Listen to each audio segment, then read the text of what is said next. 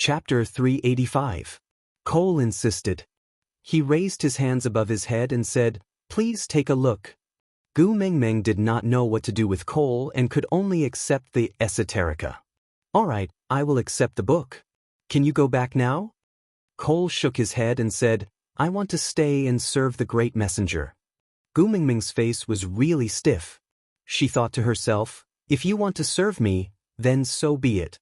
Can you not look at me with that ambiguous and wronged expression? You make it sound like I did something to you."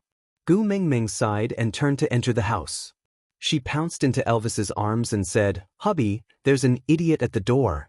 Elvis was also helpless as he said, "I've beaten him up so many times that his leg was crippled by me. He actually came back with 3 legs. After all, he's Sauter's leader and we're in his territory. It wouldn't be good if we really killed him." Gu Mengmeng sighed. "That's right," Leah said. "Show me your ability to ignore me. Just ignore him and that will do." Gu Mengmeng glared at Leah and said, "Is your family heirloom about acting cute and pitiful? You did the same thing last time." The smile on Lee's face froze for a moment. He turned around and said coldly, "He is not my family." With that, Leah walked out of the stone house and dragged Cole, who was sitting at the door, away. Gu Mengmeng pursed her lips and looked up at Elvis, asking, "Hubby, did I say something wrong?" Elvis stroked Gu Mengmeng's little head and said, "It's all right, Leah won't blame you." Sob, sob, sob, I really said the wrong thing. Elvis felt helpless. Many a time, he was really envious of Lee's ability to make Gu Mengmeng happy. He always knew what he said at the right time to have the right effect. As for himself, he could never learn it. Feeling bored, she flipped open the 300 poems of the Tang Dynasty. To be honest, if this book was stored in the modern era, it would probably be stored in a vacuum in a museum. But the content was really a Tang Dynasty poem, the kind that could be found on Amazon's special series of 990 renminbi. It was the first time in Gu Mengmeng's life that she was looking at Tang Shi so cautiously. But as she watched, Gu Mengmeng discovered something different.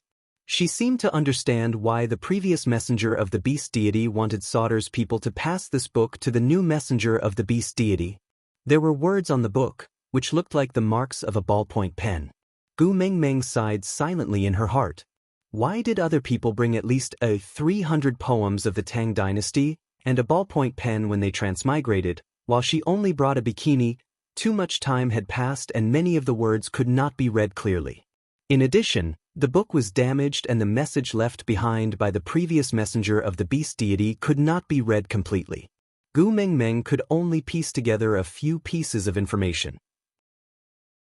The previous messenger of the beast deity was an honorary consultant of the Book of Changes Association. This kind of person had been seen many times on television. To put it bluntly, he was just a charlatan who spent money to buy a title that sounded rather intimidating and then told people's fortunes. No wonder he insisted on calling fire the flame devil. He's a person who relies on superstition for a living. Gu Mengmeng muttered softly. Elvis also took a glance at the book. He could not see anything. The entire page was filled with scribbles. Gu Mengmeng wanted to read more of the content carefully, but it was very difficult to piece together other useful information. The word that appeared the most was dream. Aside from the topic, the author's imagination was opened. It had nothing to do with the plot. My babies just have to watch and be happy. 1,000 years later, the next messenger of the beast deity entered the beast world and came to Saint Nazir to investigate the secret of the previous legendary Gu Mengmeng. He obtained a magical artifact that Saint Nazir worshipped for 1,000 years, a set of 36D bikini. Chapter 386. Gu Mengmeng was a little confused. Dream? What does that mean? That everything she was experiencing right now was a dream? Wake up and find that it was all fake? Gu Mengmeng hesitated for a moment before looking up at Elvis. Then she stretched out her evil little hand and pinched Elvis's ear hard. Elvis gasped in pain but did not dare to resist. He could only look at Gu Mengmeng innocently and said without hesitation, "Xiao Meng, I was wrong." Gu Mengmeng let go and smiled awkwardly. It was a conditioned reflex for her to admit her mistake after twisting his ear. Rubbing Elvis's ears, she said, "Yeah, it's not your fault this time. I just wanted to try." Do you feel pain? Elvis thought about it seriously and shook his head. Actually, it's not very painful. Gu Mengmeng thought, if it was not very painful, could it be that she was really in a dream? After hesitating for a moment, Gu Mengmeng pinched her thigh harshly. Mother f***. Gu Mengmeng was in so much pain that her tears fell instantly. Looking at the purple beads on her thighs, Gu Mengmeng really wanted to curse the ancestors of the previous messenger of the beast deity. Miss doesn't believe you. Gu Mengmeng rubbed her thighs while scolding with tears in her eyes. So damn wicked, it hurts so much. Elvis sighed and slapped away her hands that were rubbing his thighs. Then he used his warm palms to rub the bruise on her thighs. He rubbed it rhythmically with moderate strength and said, "You pinched yourself like this the first time I saw you, and you did it again today. Do you have to pinch your thighs repeatedly?" Gu Mengmeng tilted her head. Could she pretend to be a retard? She had already forgotten that he had pinched her a long time ago. Why did Elvis remember it so clearly? I actually just want to make sure that everything that I'm experiencing right now is not a dream. People say that it doesn't hurt when you're dreaming. If it hurts, does that mean I'm not dreaming? Elvis turned his head and asked seriously. Gu Mengmeng nodded in reply. Elvis thought for a moment, then placed her on the bed and started to remove his beast-skin dress. What are you doing? It's broad daylight, isn't it inappropriate? This scene is too erotic. Hey, don't take it off, don't take it off. The door isn't closed. Gu Mengmeng stopped Elvis incoherently. Elvis held onto his half-removed beast-skin dress and looked at Gu Mengmeng with a serious face. There are many ways to feel pain. Compared to pinching your own thighs, I think another method is better. Don't worry, I'll try my best to make you sure you're not dreaming. Gu Mengmeng was already drenched in cold sweat. Brother, please don't try too hard. Gu Mengmeng didn't was. Thinking of this, Gu Mengmeng felt even more like an idiot. On the night of mating, she had almost died from the pain, and now she was suspecting that everything was just a dream. Gu Mengmeng maintained her stiff smile and helped Elvis wear the beast-skin dress properly. Then she nodded her head and said, "There's no need to verify it anymore. I already deeply understand that this is not a dream." Elvis scooped Gu Mengmeng into his arms after helping him put on the beast-skin dress. He hugged her tightly and whispered into her ear, "Promise me, if all this is just a dream to you, then please kill me before you decide to wake up. Don't leave me alone to face a world without you. To me, it's a nightmare that I'll never recover from." Aside, Elvis thought, "Xiaomeng, I think you might really be dreaming. It's better for us to verify it." Gu Mengmeng was so terrified that she stepped back. "Hubby, don't be like this, really? I'm sure I'm not dreaming." Elvis pounced forward, "But I'm not sure." 10,086 words of detailed description were omitted here. Chapter 387. Silly girl. Gu Mengmeng smiled and hugged Elvis back. She patted his back lightly and said, "A world without you is just a barren land. If it's a dream, it must be a good dream that I exchanged my entire life's luck for. This is a once-in-a-lifetime luxury. If I'm really about to wake up, you must hug me tightly and make me stay. If you really can't do it, just knock me out. After all, I won't be so lucky to meet you like this again." The atmosphere was just right. She should have expressed something further. Anyway, she was not done wearing the beast-skin dress, right? But, great messenger. Cole stood at the door with a snow-white fox in his hands. Gu Mengmeng instinctively pushed Elvis away, but he hugged her even tighter, not letting her escape from his arms at all. "You're the one who said it, to hug you tightly." Gu Mengmeng smiled. Gu Mengmeng cleared her throat and said, "You are taking my words out of context. What I'm saying is, if I'm about to wake up, you have to hug me tightly." Elvis shrugged and said, "As long as you are not in my arms, I will treat it as if you are about to wake up." Gu Mengmeng's heart was beating wildly. Even though they were an old married couple and had 4 children, Gu Mengmeng's resistance and immunity towards Elvis, who was saying such sweet nothings in a serious manner, was decreasing day by day. She punched his chest and said, "Someone is watching, it's not good." Elvis raised his brows and glanced at Cole. You like him? Gu Mengmeng was stunned for a moment before shaking her head violently. What are you saying? One Leah is enough to give me a headache. Why would I go and provoke others? Elvis nodded with a cold expression. One fox is enough for our family. Gu Mengmeng was speechless. That was not what she meant, all right? Leah was also not her family's fox, all right? But what could she do if she could not refute him? Clenching her teeth, Gu Mengmeng sighed in resignation and was about to ask Cole what was the matter. But Elvis spoke first. Xiaoming doesn't like you, so it's useless even if you win against Leah. Our family's rule is that only challenges with Xiaoming's approval count. Besides, Elvis pointed at the fox in Cole's hand and said, he is just a beast pet, not Xiaoming's partner. If you want to challenge me, you have to find me. The word, awkward, was clearly written all over Gu Mengmeng's face. Cole had only treated her as a follower of the messenger of the beast deity and had never once said that he liked her. This kind of behavior of randomly pulling a stranger on the street and then scowling at him to stop coveting his wife, was he a Chunibyu or a lunatic? Gu Mengmeng tugged at Elvis's arm and said, Cole doesn't like me at all. It's very awkward for you to say that. When Elvis's gaze met Gu Mengmeng's, it became extremely gentle. His brows slightly touched and his blue eyes were filled with deep affection like the vast sea of stars. In this world, there's no one who doesn't like you. Every male is a rival in love. We need to be careful.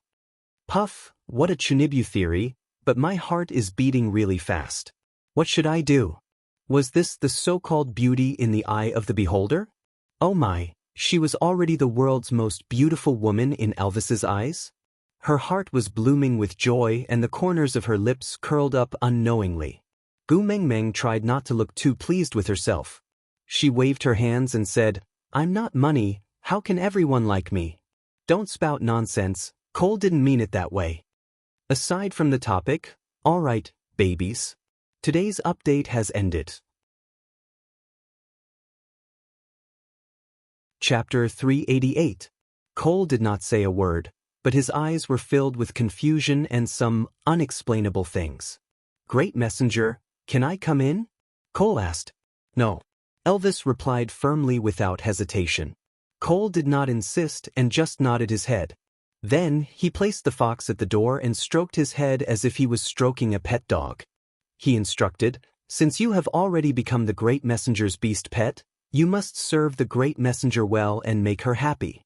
This way you, as the Ninth Highness, can be considered to have contributed to the Snow Fox clan. Don't throw a tantrum in the future, understand? This will put the great messenger in a difficult position. Leah kept his mouth shut and did not say a word. He just turned his head and ran into the house, pouncing to Gu Mengmeng's side and circling her with his body. Then he rested his head on Gu Mengmeng's thigh and whimpered, as if he was acting coquettishly. Gu Mengmeng did not understand beast language and could only smile awkwardly. Cole stood at the door and bowed to Gu Mengmeng, then said, Then, Cole shall not disturb the great messenger's rest. I will guard the door and you can instruct me if you need anything. Gu Mengmeng, didn't you already give me your book? Why are you still squatting at my door? Aren't you the leader? Don't you need to settle the tribe's matters? Cole stood at his original spot and replied with a smile. Since the great messenger has returned, then the tribe's matters will naturally be decided by the great messenger. There will be others who will follow the rules to settle the trivial matters.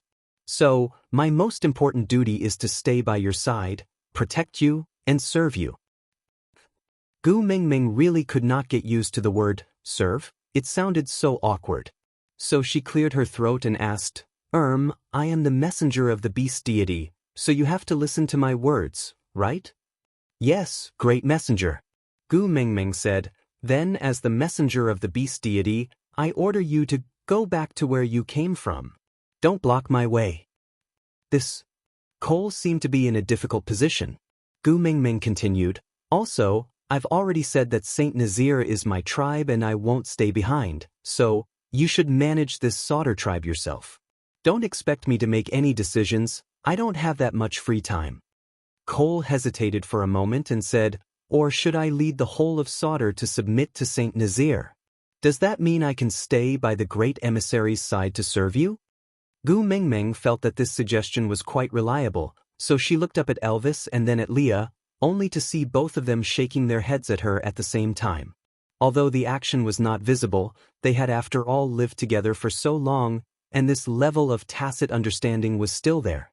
So Gu Mengmeng laughed and said, "How can I do that? After all, Sauter is the tribe of the previous messenger of the beast deity.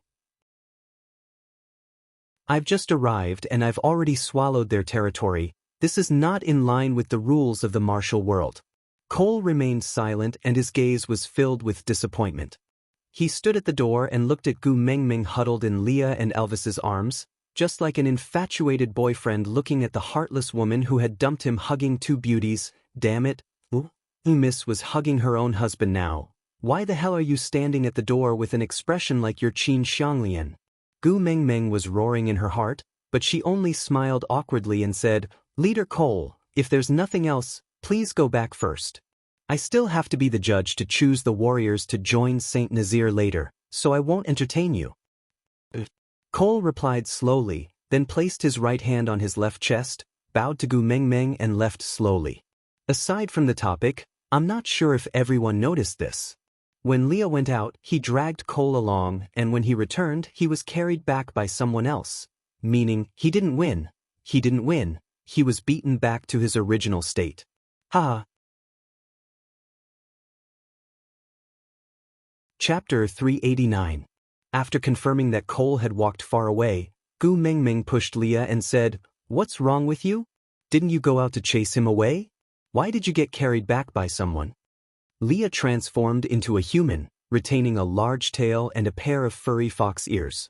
He pulled a beast skin from the side of the bed to cover himself slightly because he remembered that Gu Mengmeng did not like to see males naked.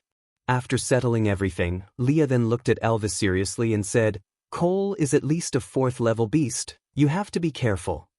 Elvis nodded and said, "I also sensed it. Although he had been hiding it well and did not expose his real power, but when I released my pressure that day, all beasts below 2nd level had already fainted.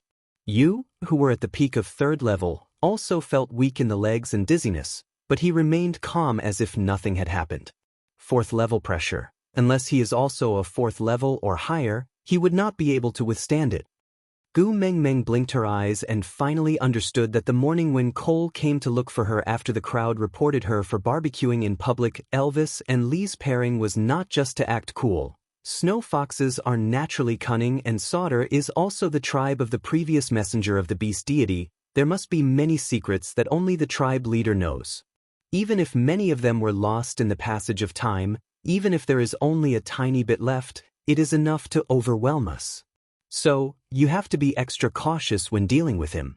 Gu Mengmeng patted Leah and said, "You speak as if you are not from the Snow Fox tribe, cunning by nature. I think Cole is not a bad person, he is polite and modest. Look at how the two of you bullied him. If he was really cunning, he would have dragged you out and buried you. Why would he send you back? He even carried you back in a princess hug." Leah laughed coldly and did not answer Gu Mengmeng's question. He just looked at Elvis and said, "Mengmeng's reaction now is the best proof." Gu Mengmeng asked, "Proof of what?" Leah glanced sideways and used his index finger to lift Gu Mengmeng's chin. With a face that had never been so serious before, his long and narrow eyes filled with seriousness, he said word by word, "Gu Mengmeng, you can choose any male in this beast world, but as for foxes, just me alone is enough." Gu Mengmeng stared at Leah. "Tisse?" Gu Mengmeng shook her head and wanted to retract her chin, but Leah was so stubborn that he refused to let go. He frowned and locked Gu Mengmeng's chin so that it was facing him. He looked straight into her eyes and remained silent for a long time, as if he was struggling and hesitating. Finally, he gave in and said, "If you really like foxes, you can consider the Fire Fox clan and the Silver Fox clan. The males in these two clans are also extremely handsome and intelligent. If it must be a snow fox, at least it can't be Cole." Gu Mengmeng could not break free from Leah and could only look at him with a lifeless face. She asked, "You and Elvis are indeed good brothers who have lived together for so many years. Damn, which eye of yours saw the words fickle and dissolute written on my face? Why does everything have to be related to mating and having a harem? I have said it 800 times, I only want Elvis as a male, I will not mate anymore. Leah frowned and instinctively lowered his head to look at his left chest. The pain was spreading. But at this moment he was smiling. Chapter 390. At sunset, Sauter was bustling with activity. After Gu Mengmeng promised Cole again and again that she would not give him any chance to get close, Elvis and Leah finally allowed her to go out to settle some serious matters. There was an empty space near Sauter's deity platform. Cole had specially ordered people to clean it up because Gu Mengmeng wanted to hold a recruitment event. Gu Mengmeng actually felt a little apologetic. She was complaining about not wanting to be the messenger of the beast deity while enjoying their preferential treatment and service. But she had no choice. They had already cleaned up the place and she did not want to use it just to draw a clear line between them. That would make her look like she did not know what was good for her. So Gu Mengmeng decided to enjoy this 5-star service first. At most, she would leave some room fees for them when she left. With that thought, Gu Mengmeng felt at ease. The males had already placed their prey in the designated area in front of them. Most of them had 2 or 3 beasts as their prey. Occasionally, there would be a few who only had one prey, but it was obviously rare. But one of them was very special. The prey in front of him was piled up like a small mountain. Gu Mengmeng tilted her head and asked Elvis, "Who is that person? Do you know him? Why does he have so many prey?" Elvis replied in a low voice, "Oriton from the White Tiger tribe. He does not belong to any tribe and attends the beauty pageant every year. Many females have expressed their desire to mate with him, but strangely, he has never been attracted to any female and never expressed interest in any tribe. Nina had tried to drug him in the past, but to no avail." Gu Mengmeng's gossipy spirit was ignited and she asked with stars in her eyes, "Drug? Do you still have that kind of drug here?" Elvis's gaze landed on Lee's face. Gu Mengmeng followed Elvis's gaze and saw Leah turning his head away awkwardly. He said in an uneasy tone, "He is indeed a capable male. For the sake of the tribe, I naturally wish for him to join us. So you and Nina cooperated in a badger game to scheme against him?" Gu Mengmeng's face was full of disdain. Leah did not know what a badger game was, but he knew it was definitely not something good. So he frowned and said seriously, "I only gave Nina a piece of beast skin with the fox seductive fragrance on it and told her to rub it on him or herself when she gets close to Oriton to seduce him. And then? Gu Mengmeng continued asking. Leah sighed. Isn't the result obvious? If Nina had succeeded, why would Oriton still be standing here? Gu Mengmeng twitched her lips and said, "That's true, but luckily, such a good cabbage was not taken by that wild chicken Nina." Elvis asked coldly, "You're interested in him?" Gu Mengmeng replied without hesitation, "Leah already said that he's a strong male and will be a very strong fighting force after joining the tribe." Elvis sneered, his gaze piercing straight at Oriton like a knife. Smiling devilishly, he moved his shoulders and said, "Looks like I have to accept my first challenge after mating." What? Gu Mengmeng was dumbfounded by the murderous look on Elvis's face.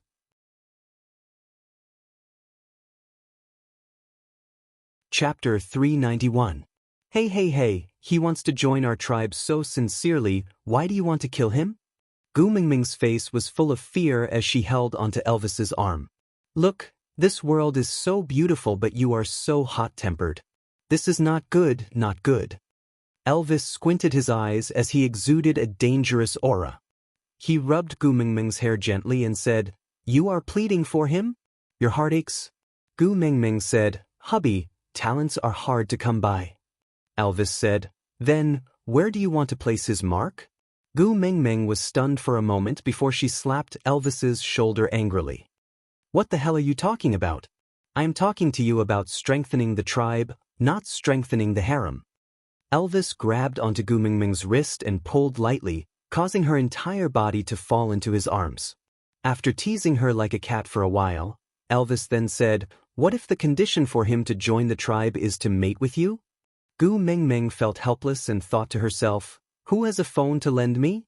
I will go on Baidu Tieba and post a post called, "Hubby loves me too much, what should I do?" He feels that all the males in the world have something to do with me, it's quite urgent, waiting online. Elvis saw that Gu Mengmeng did not speak and the evil fire in his heart burned even brighter. He glanced sideways at Oraton and sneered. "I think we should just kill him." Leah agreed. "Sigh, the battle power of a peak 3rd level is so similar to you in the past. What a pity, huh? Let's just kill him." Gu Mengmeng felt a chill down her spine.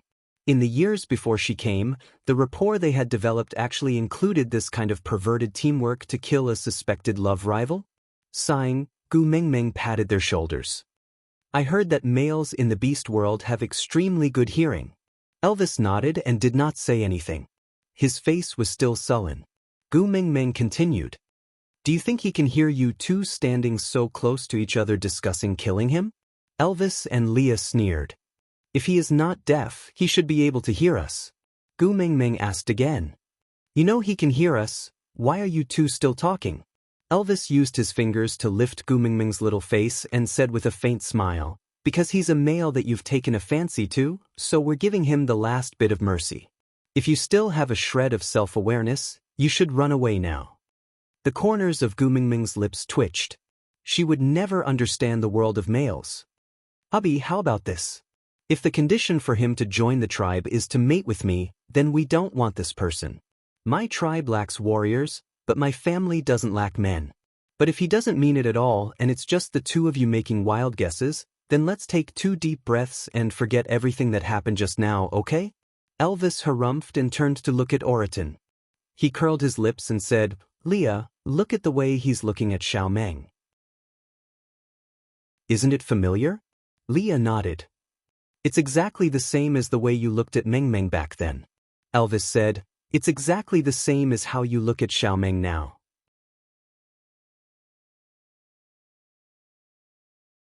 Chapter 392. The sun had already set below the horizon and the agreed time had been reached. Those males who had yet to return did not count. Gu Mengmeng sat on Elvis's shoulders and allowed him to carry her. She looked down at the males who had returned from hunting like a queen patrolling. Needless to say, Oraton definitely had the most prey. It was a difference that could be seen with the naked eye and did not need to be measured. Gu Mengmeng patted Elvis's shoulders and gestured for him to put her down. After getting down, Gu Mengmeng walked directly to Oraton and asked, "You came back earlier than most of the others. How did you manage to get so many prey?" Oraton curled his lips at Gu Mengmeng. He could barely call it a smile that resembled the expression a high school hooligan would make when he blackmailed a junior. Although it was a little creepy, since the corners of his lips were curled up, it should be a smile. Seeing Gu Mengmeng's strange expression, Oraton kept his awkward smile and returned to his usual expressionless face. "I guarded Sauter's entrance and everyone who returns has to give me half of their prey. If not, I will kill them and snatch all their prey." Oraton looked at Gu Mengmeng and said, "I am guarding the entrance of Sauter." Gu Mengmeng was so shocked that her jaw almost dropped. No wonder that blackmailing expression just now was so on point. Tsk. Gu Mengmeng felt like she was the reincarnation of Sun Wukong. She turned back to look at Elvis, only to realize that Elvis and Leah were smiling in each other's eyes. She tugged at Elvis's arm and asked, "Did you do this before?" Elvis nodded his head gladly and admitted it. He even felt a little proud. Leah swung his large tail lightly and wrapped it around Gu Mengmeng's waist.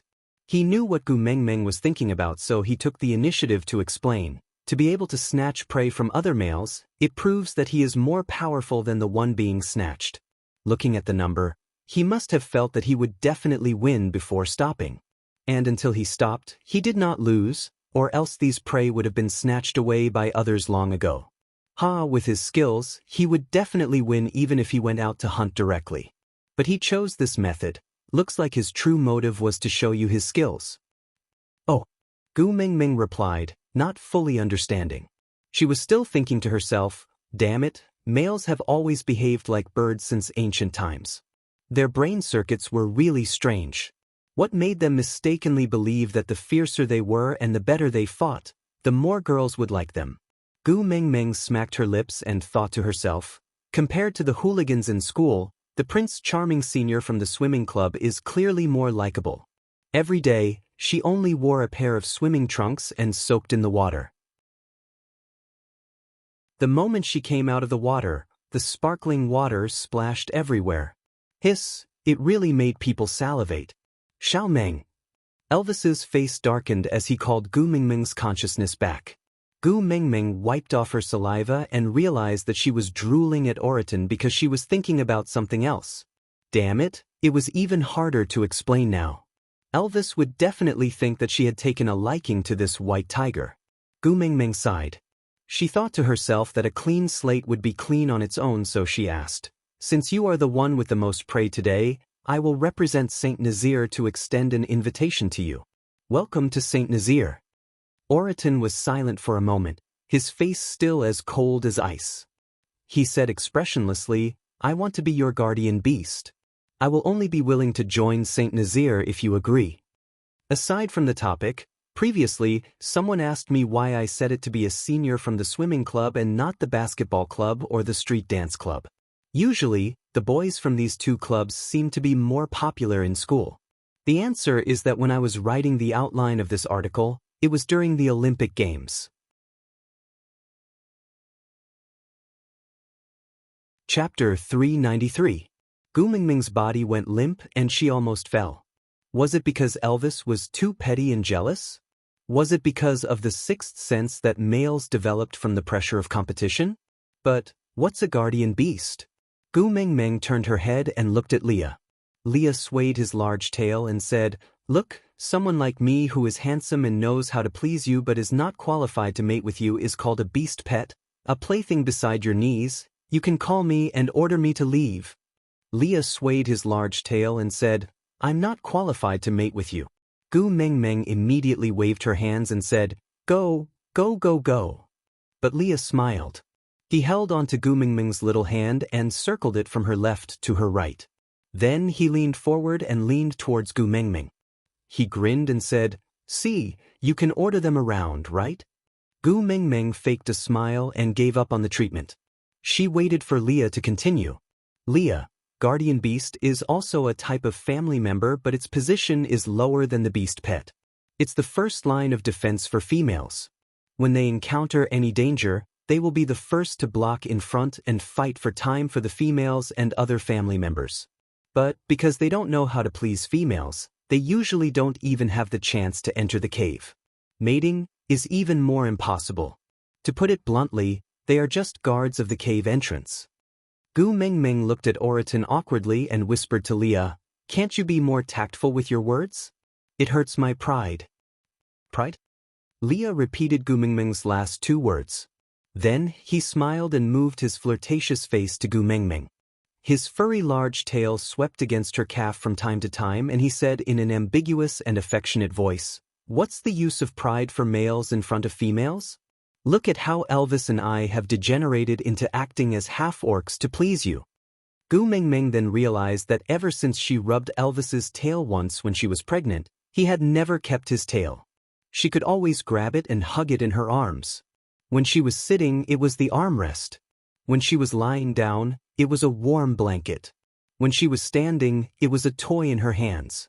When she was doing OXX, it was a sex toy. She was used to Elvis's tail being by her side and had forgotten that only half-orcs would have beast characteristics. Elvis? Had people been pointing at his back and laughing at him for being a half-orc? How could he have never noticed this? Gu Mingming hugged Elvis guiltily and said, "Keep your tail, you're clearly not a half-orc." Elvis smiled. "It's enough that you know I'm not a half-orc." "But they will laugh at you," Elvis replied. "I don't care what they think." Gu Mingming hugged Elvis's waist and pouted. "Hubby, you will spoil me like this." Elvis said, "Other females have a few or even dozens of males coaxing them, but you only have me." Since they couldn't compete in quantity, they could only compete in quality. You said that only a qualitative change could lead to a qualitative change. So, what other females have? I can't let you have less. Gu Mingming was so touched that she was filled with love. She whimpered, "Hubby, you are so nice."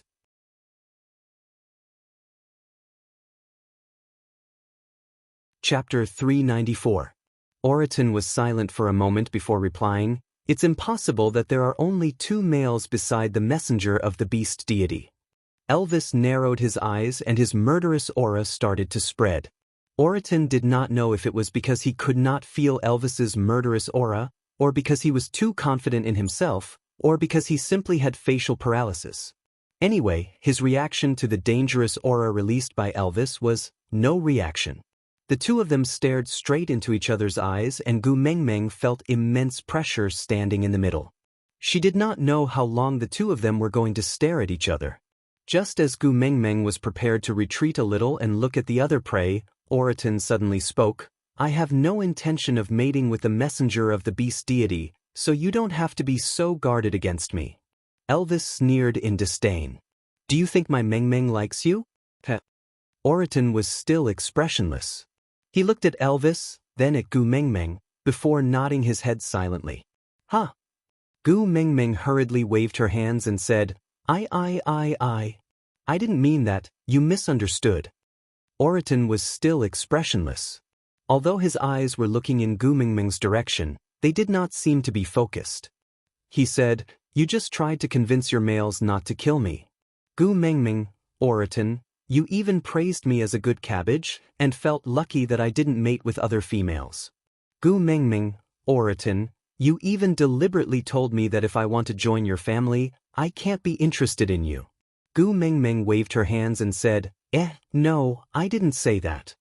Oriton was silent for a moment, then pinched his throat and looked at Elvis, as if he was imitating someone. "Hubby, how about this? If the condition for him to join the tribe is to mate with me, then we don't want this person. My tribe lacks warriors, but my family doesn't lack men. But if he doesn't mean it at all and it's just the two of you making wild guesses, then let's take 2 deep breaths and forget everything that happened just now, okay?" The corners of Gu Mengmeng's mouth twitched. She had a feeling that she could not explain herself. After Oriton finished speaking, he returned to his normal tone and said, "Didn't you say that just now to tell me that if I want to join your clan, I can't be interested in you? If you tell me how to join your family, doesn't that mean that you like me?" Gu Mengmeng.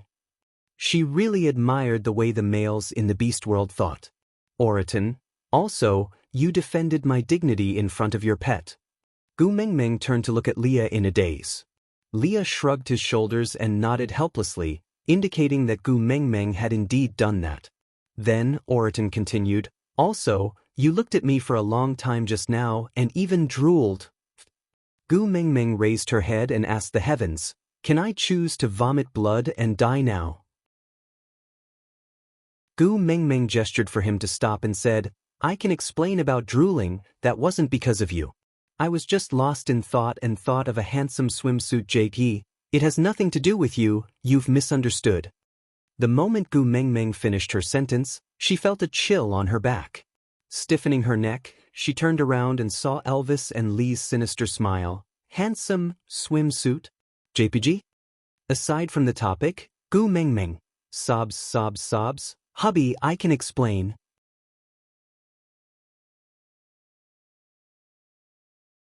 Chapter 395. Gu Mengmeng chuckled and licked her lips, saying, "So many people are watching, leave me some face." Elvis nodded and said, "All right, we'll talk about it when we get back tonight." "All right." Gu Mengmeng pounced into Elvis's arms and kissed him on the cheek, saying, "So sweet, no wonder you're my hubby." Elvis chuckled and gently caressed Gu Mengmeng's little head. The corners of his lips curled up, but his voice was so calm that there was no fluctuation. "There's no use trying to please me.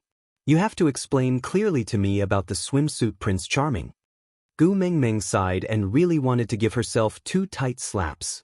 Why did she have to mention the swimsuit Prince Charming?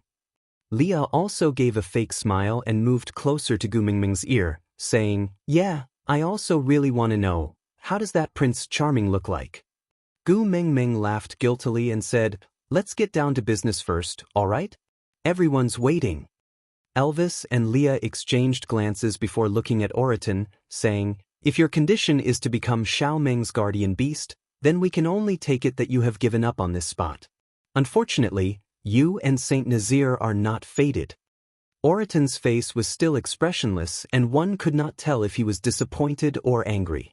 He just looked at Elvis quietly and after a long while, he said, "You're the tribe leader but she's the messenger of the beast deity. You can't make decisions for her."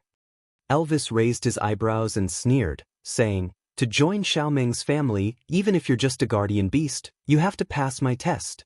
How long do you think you can last in front of me?" Oraton thought about it seriously for a moment before shaking his head and said, "I don't know, I can try." Elvis handed Gu Mengmeng over to Leah and stretched his neck to both sides as a warm-up. Then he walked towards Oraton step by step. Was he going to fight? Aye. Gu Mengmeng called out twice, successfully attracting their attention. Being stared at by two pairs of bloodthirsty eyes, Gu Mengmeng still felt pressured.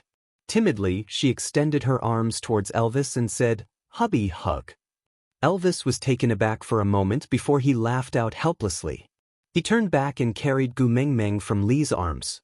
He tapped Gu Mengmeng's little nose lightly and said, "Are you that scared that I will kill him?" Gu Mengmeng shook her head and said, "We agreed that you will only fight with males that I approve of." "Is not someone that I approve of, so don't waste your energy." Elvis was stunned for a moment before his smile became even more radiant. He whispered into her ear, "Tonight, is there anything that requires me to conserve my energy?" Gu Mengmeng blushed. Aye. Elvis nodded and said, "I understand, of course it's you." Gu Mengmeng felt hopeless. Heavens, earth, she really didn't mean it that way. Elvis protected Gu Mengmeng in his arms and turned to look at Oraton, saying, "You heard it with your own ears. Xiaomeng said that you are not someone that she approves of. So, don't mention about guardian beasts anymore. If you're not willing to join Saint Nazir, we won't force you."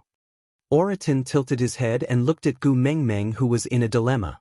He asked, "Can I ask you a question?" Gu Mengmeng looked up blankly.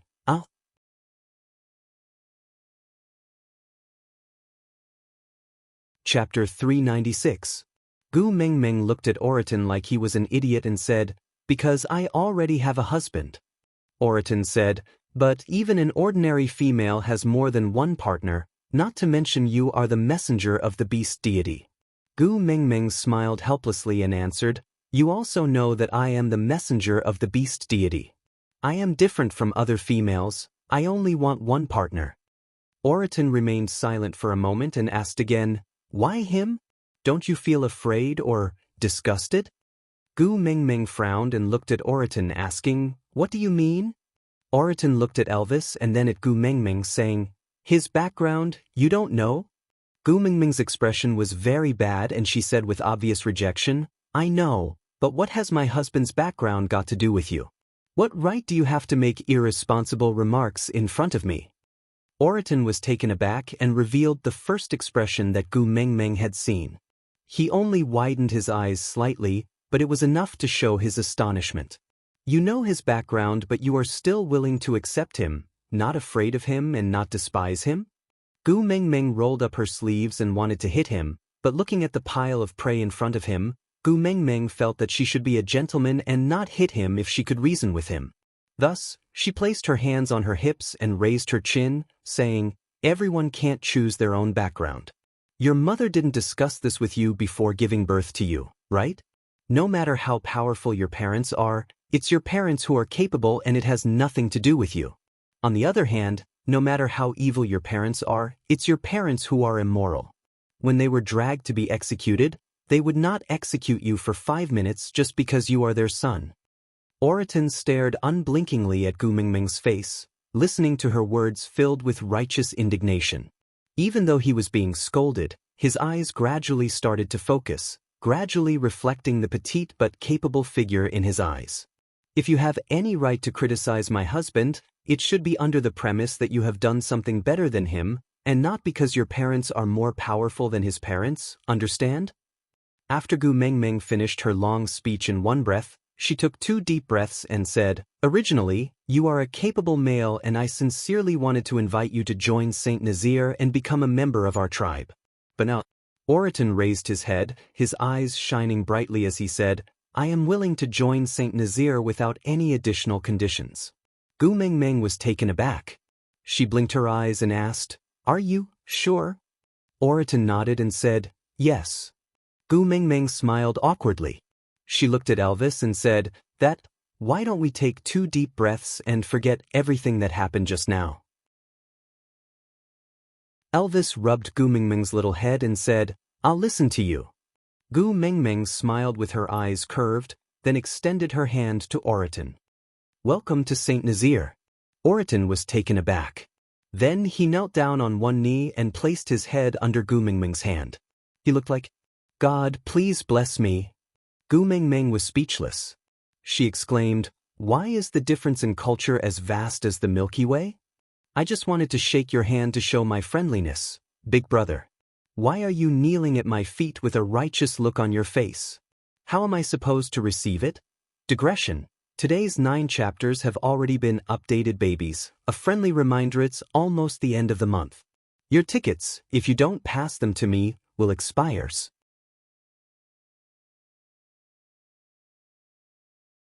Chapter 397. Elvis, on the other hand, was much calmer than Gu Mengmeng. He carried Gu Mengmeng and turned to leave without even turning back. "Gu Mengmeng, we have to choose 10 warriors today. We have only chosen 1, there are still 9 more."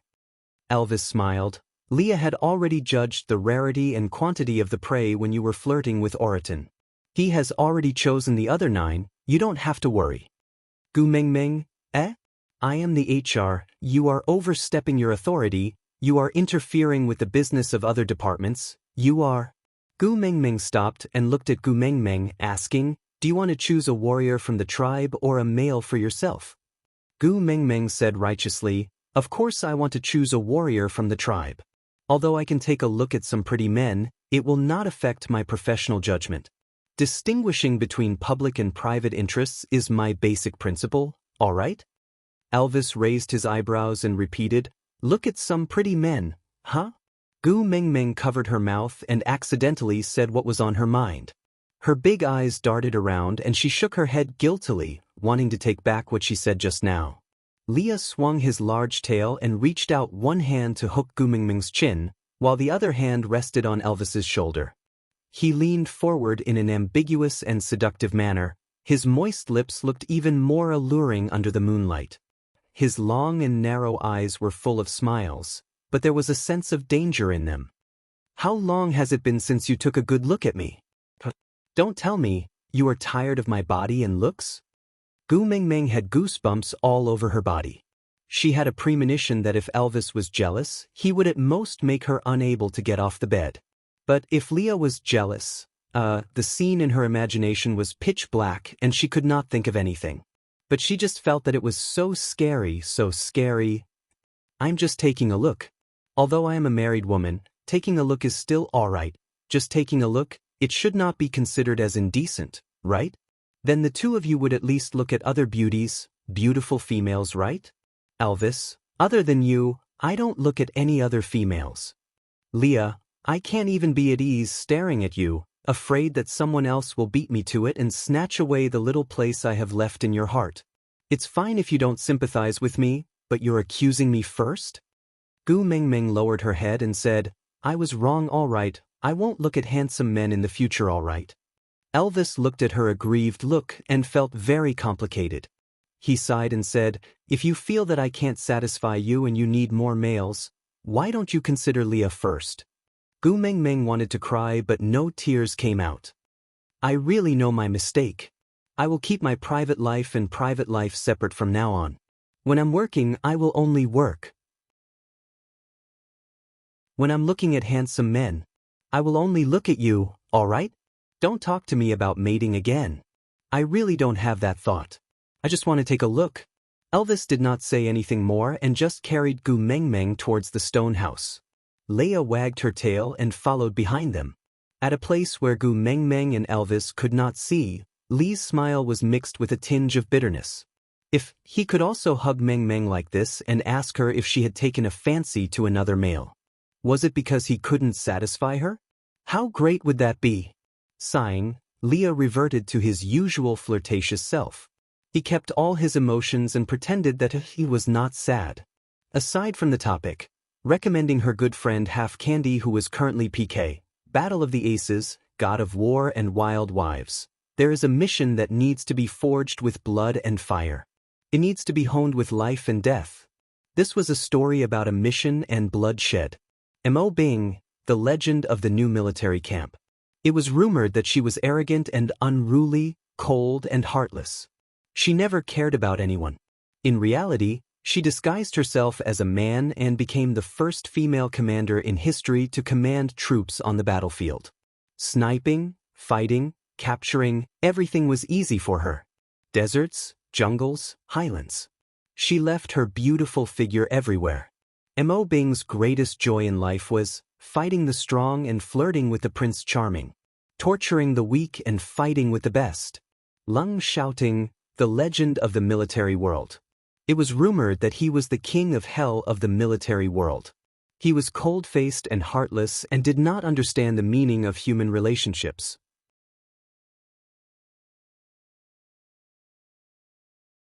Chapter 398. Back at the stone house, Elvis placed Gu Mengmeng on the bed and stood beside Leah in front of Gu Mengmeng. He looked at Gu Mengmeng coldly and said, "All right, now that there's no one else around, you can talk about your swimsuit, Prince Charming." Gu Mengmeng felt that she had been living in an awkward atmosphere for the entire day and the cancer of awkwardness was about to break out. She smirked and said, "I haven't forgotten." Elvis nodded but did not reply. Leah leaned to the side and looked nonchalant. He fiddled with his fingers and said with some disappointment, "I still remember that you used to call me Beauty. This is the first time I've heard the term Prince Charming. It seems like he's much more beautiful than me, right?" Gu Mengmeng shook her head and said, No, the males in my world can never be compared to you. They're not even on the same level." Leah looked up and curled his lips seductively, saying, "But you call him Prince Charming." Elvis's brows were tightly furrowed and he remained silent for a long time before saying, "The first time we met, you wore that weird outfit. Was it to meet him?" "How did you know?" Gu Mengmeng blurted out but immediately realized that she had said something wrong. She hurriedly covered her mouth but it was too late. Gu Mengmeng sighed and complained that her IQ was not online today. She looked up at Elvis and said pitifully, "Can I be lenient if I tell the truth?" Elvis remained silent and said, "You dressed like that, so it was to meet him." Gu Mengmeng felt like she was caught red-handed in bed.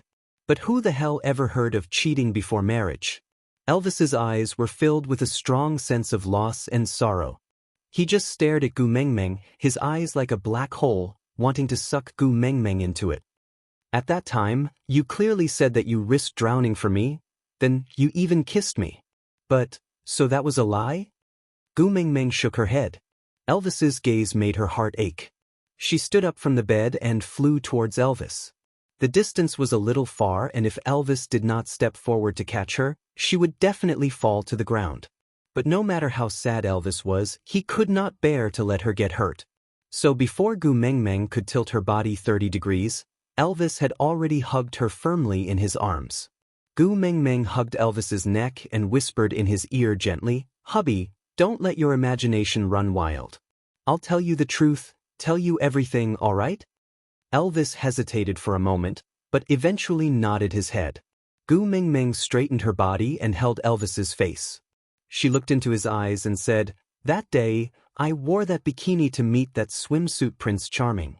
But I didn't even see him before I transmigrated here and met you. I do admire him, but he doesn't even know who I am. There's nothing between us, really. Don't be sad, okay?" Elvis's brows were tightly furrowed, an uneasy light flashing in his blue eyes. He asked, "What if you saw him that day? Would he not have come here? I almost couldn't meet you, didn't I?"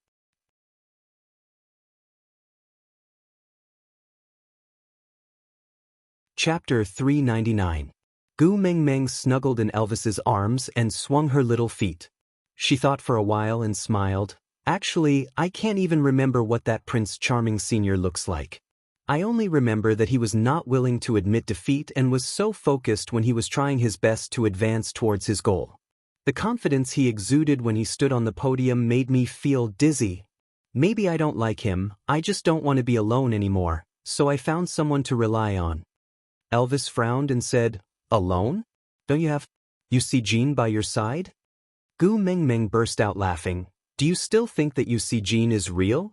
That's just a story. I've explained it many times, there's no such person in real life.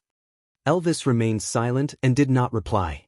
Leah, however, wagged his tail and said casually, when you described him, from his eyes to his actions, it was too detailed.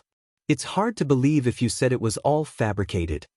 Gu Mengmeng had no choice but to explain what a television was. Then, Elvis asked, you like television? Gu Mengmeng nodded and said, if there's no cell phone, television is the best entertainment. So I actually quite like it.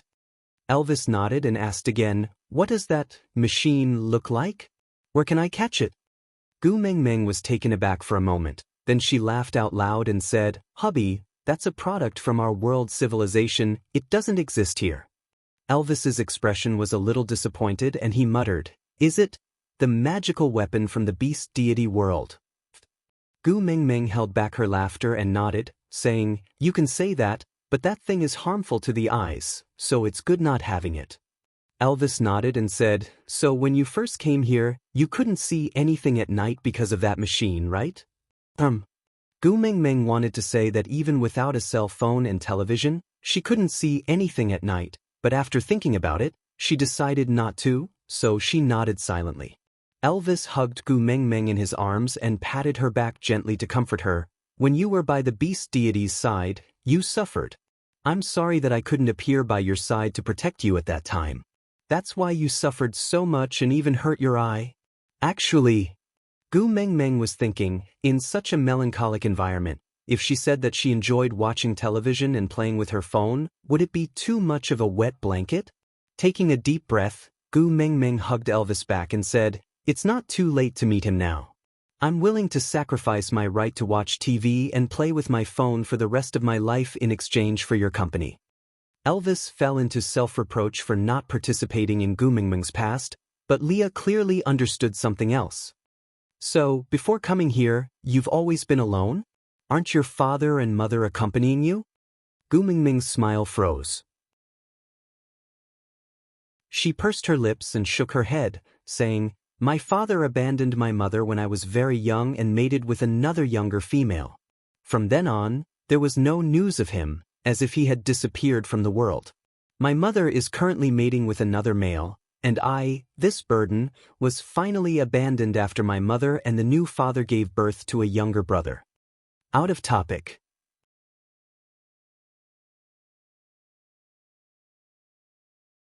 Chapter 400. Elvis and Leah were so shocked that they could not say a word. No matter if it was Gu Mengmeng's father abandoning his wife and daughter to marry someone else or her mother abandoning her after remarrying, it was all unheard of and unimaginable. Clenching his fists tightly, Elvis could only feel the suffocation in his chest. He gritted his teeth and said, you are a precious female, how can you? The word abandoning was too heavy, Elvis could not use this word on Gu Mengmeng no matter what. Gu Mengmeng smiled bitterly and said, in our world, females are not as precious as here. On the contrary, in many backward places, they would even throw their newborn daughters into the rubbish bin or go to an illegal clinic to do a B-scan during pregnancy to induce labor after confirming the gender. Gu Mengmeng could feel Elvis's body trembling. It was an emotion that was struggling between anger and heartache. She knew that her man was grieving for her past. Raising her head and smiling, Gu Mengmeng said, I am still considered good, at least my mother raised me until I was 14. I could earn some living expenses by performing in the small theater in the amusement park. During the winter and summer breaks, I would also work part-time at McDonald's to earn my tuition fees. After I was 18, life became better. When I was in university, I had a full scholarship and the accommodation and canteen in school were much cheaper than outside. So, the period in university was the most relaxing and satisfying period of my life. I originally wanted to learn how to fall in love or something in this most beautiful period of my life. Unfortunately, I did not even have the chance to confess before I transmigrated here. There were many words in Gu Mengmeng's words that Elvis and Leah could not understand. But they were very clear about one thing, There was a deep sense of loneliness in Gu Mingming's eyes. This kind of loneliness was exactly what Elvis and Leah saw in each other's eyes when they first met. But at that time, besides loneliness, there was also hatred in their eyes. And in Gu Mingming's eyes, there was hope in that faint sense of loneliness. She gazed at Elvis with her clear eyes and smiled sweetly. "I'm still very lucky to be able to come here and meet you. You've given me an unprecedentedly comfortable life and spiritual comfort.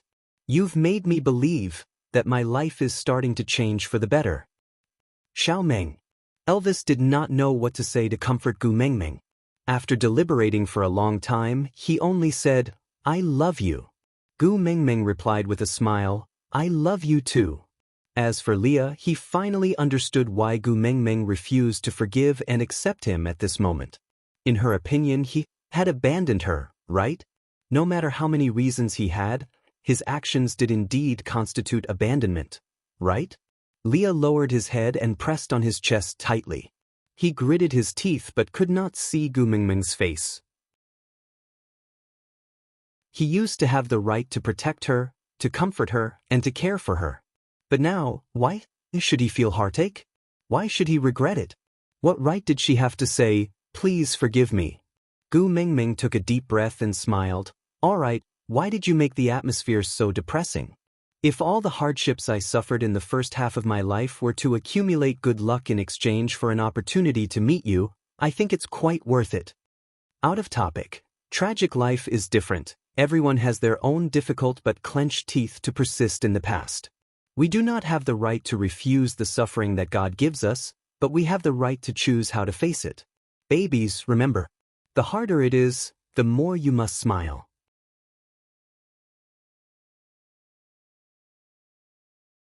Chapter 401. Although I have both parents, I still have 6 relatives to rely on. But now I have you and our sons. I have a complete family. I will give you all the love that I had no place to store in the past, then accept your love with peace of mind. That will be very blissful. Gu Mingming hugged Elvis and smiled sweetly. "So, don't worry that I will leave you. You and our sons are all that I have left. Where else can I go after leaving the both of you?" Elvis frowned, but the corners of his lips were curled up. He could not tell what he was feeling. He felt heartache and lucky at the same time. He knew the feeling of having nothing but someone. He was in such a state himself. He was the leader of Saint Nazir, but Saint Nazir was not important to him. The only important thing was Gu Mingming. And coincidentally, he was fortunate enough to become the only pillar in Gu Mingming's heart. Her reliance made him feel very lucky and blissful. But the price of this luck was that she had to struggle for so many years in a place he could not see. Elvis hugged Gu Mingming tightly in his arms and kissed her hair, saying, "If there is a price to pay for meeting you, then it should have been borne by me. I was too useless, that's why you had to suffer so much." Gu Mingming shook her head and said, "Didn't you also drift around for so many years to meet me?" If the torture he had endured in the past was to meet her, the corners of Elvis's lips curled up slightly. Those bloody scenes, those cruelty, those tortures and those narrow escapes seemed to have quietly changed in his memories. It was not tragic, not pitiful and not tragic. Elvis rubbed Gu Mingming's little head and said, "Thank you for beautifying my life." That night, Gu Mingming told Elvis many interesting things about her working days. She wanted Elvis to not think that her life was too tragic, but no matter how relaxed her tone was, Elvis's expression always became more and more solemn. After that, Gu Mingming fell asleep in Elvis's arms in a daze. In her half-awake state, she heard Elvis murmuring softly beside her ear, "You still haven't answered me, that swimsuit Prince Charming. Who exactly is he?" Gu Mingming's heart thumped twice and she decided to immediately fall into a deep sleep. An ex-boyfriend appearing in front of her every day, a made-up Eugene appearing every now and then. If this swimsuit Prince Charming was added into the mix, life was really rich. The next morning, when Gu Mingming stretched herself and sat up, she felt that the atmosphere in the house was not quite right. Rubbing her eyes, she realized that Cole was actually standing in the house, wearing a strange outfit. It was made of animal skin, but the style looked like the attire worn by ancient priests. It was a cheap imitation. Elvis's face darkened as he stood in front of Cole, facing off against him. Cole was very similar to Leah in some aspects. He always had a humble but distant smile on his face. He just smiled at Elvis. Even though they did not speak, Gu Mengmeng felt as if she could see lightning flashing and thunder roaring between the two of them.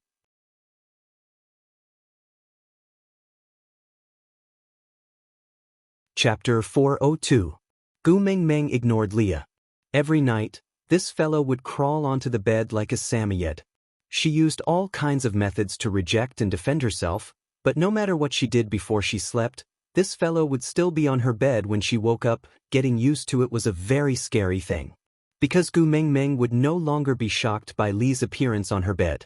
Directly ignoring this fellow, Gu Mengmeng jumped down from the bed and walked to Elvis's side. She looked at Cole and then at Elvis, asking softly, "Hubby, what's wrong?" "Great messenger, good morning." Cole bowed respectfully to Gu Mengmeng, then said, "Today is the beast deity sacrificial ceremony, to thank the beast deity for blessing the females to survive the harsh winter, and to pray for more cubs to be born this year. In the past years, it was always hosted by me, but since the great messenger has returned this year, you should naturally be the one hosting it. So, I am here to invite you over."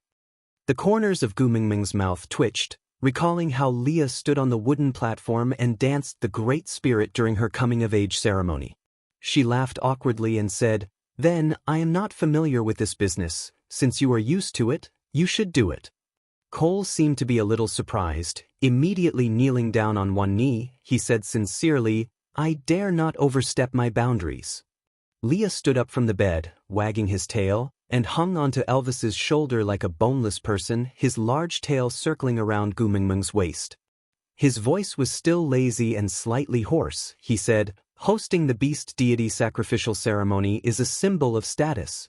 Only the most authoritative person has the right to do so. Since you are here, it will definitely not be his turn." As Leah said, he tightened his tail around Gu Mengmeng's waist and pulled her closer to him. His slender fingers hooked Gu Mengmeng's chin and his long and affectionate eyes shone with a gentle light. His dark red lips parted slightly and he said, "I also want to see how you look like in the priest robe. You must be so beautiful." Gu Mengmeng's eyes were filled with tenderness. Gu Mengmeng rolled her eyes and slapped Li's hand away. She took a step back into Elvis's arms and said, "But I don't know how to dance the great sorcerer." Cole took a step forward and took out a piece of beast skin. He handed it to Gu Mengmeng with both hands and said, "This is another esoterica that Sauter worships. It is said to be related to the sacrifice ceremony. Please have a look, Lord Emissary." Gu Mengmeng was traumatized by the word esoteric. She thought to herself, could it be the hand-copied version of 300 poems of the Tang dynasty? But it was not a good idea for Cole to continue acting like this, so Gu Mengmeng took it over suspiciously. When she opened it to take a look, she almost choked on her own saliva. 2 lines of words were embroidered on the animal skin with some unknown thread. Sacrificial dance. Small apple, slowed down 16 times. The words recited by the priest were the lyrics of the English version of Little Apple. Gu Mengmeng suddenly laughed. She shook the piece of beast skin and turned to look at Cole, then at Leah. She thought to herself, "Did you know that the previous messenger of the beast deity whom you all respected as a god was actually a clown who knew how to dance in the square? How did this fellow manage to trick the entire world into becoming lame? It had been 1,000 years and they still couldn't find a bicycle? Lord Emissary, is there a problem?" Cole felt that Gu Mengmeng's gaze was not right, so he asked.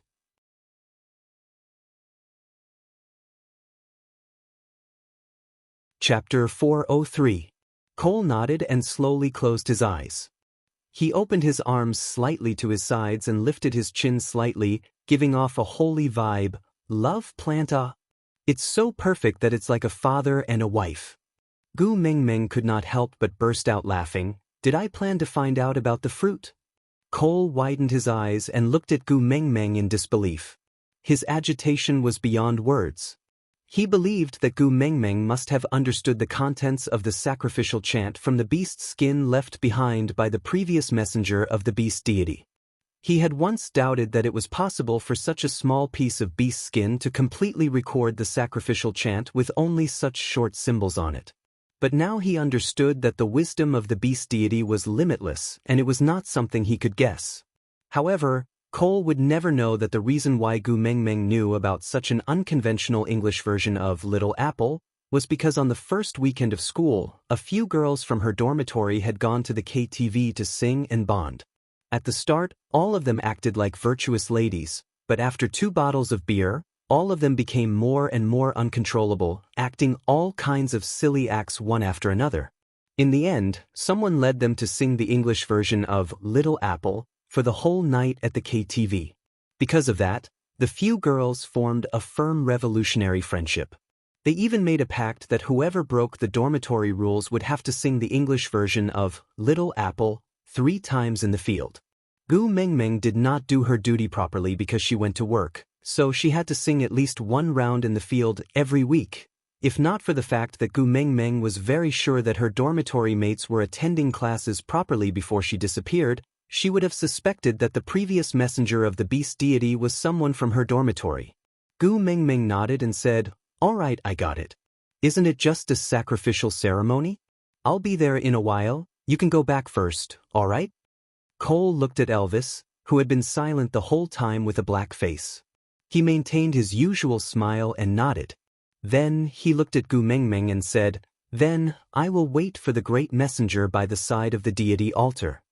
Gu Mengmeng waved her hands, indicating that she understood.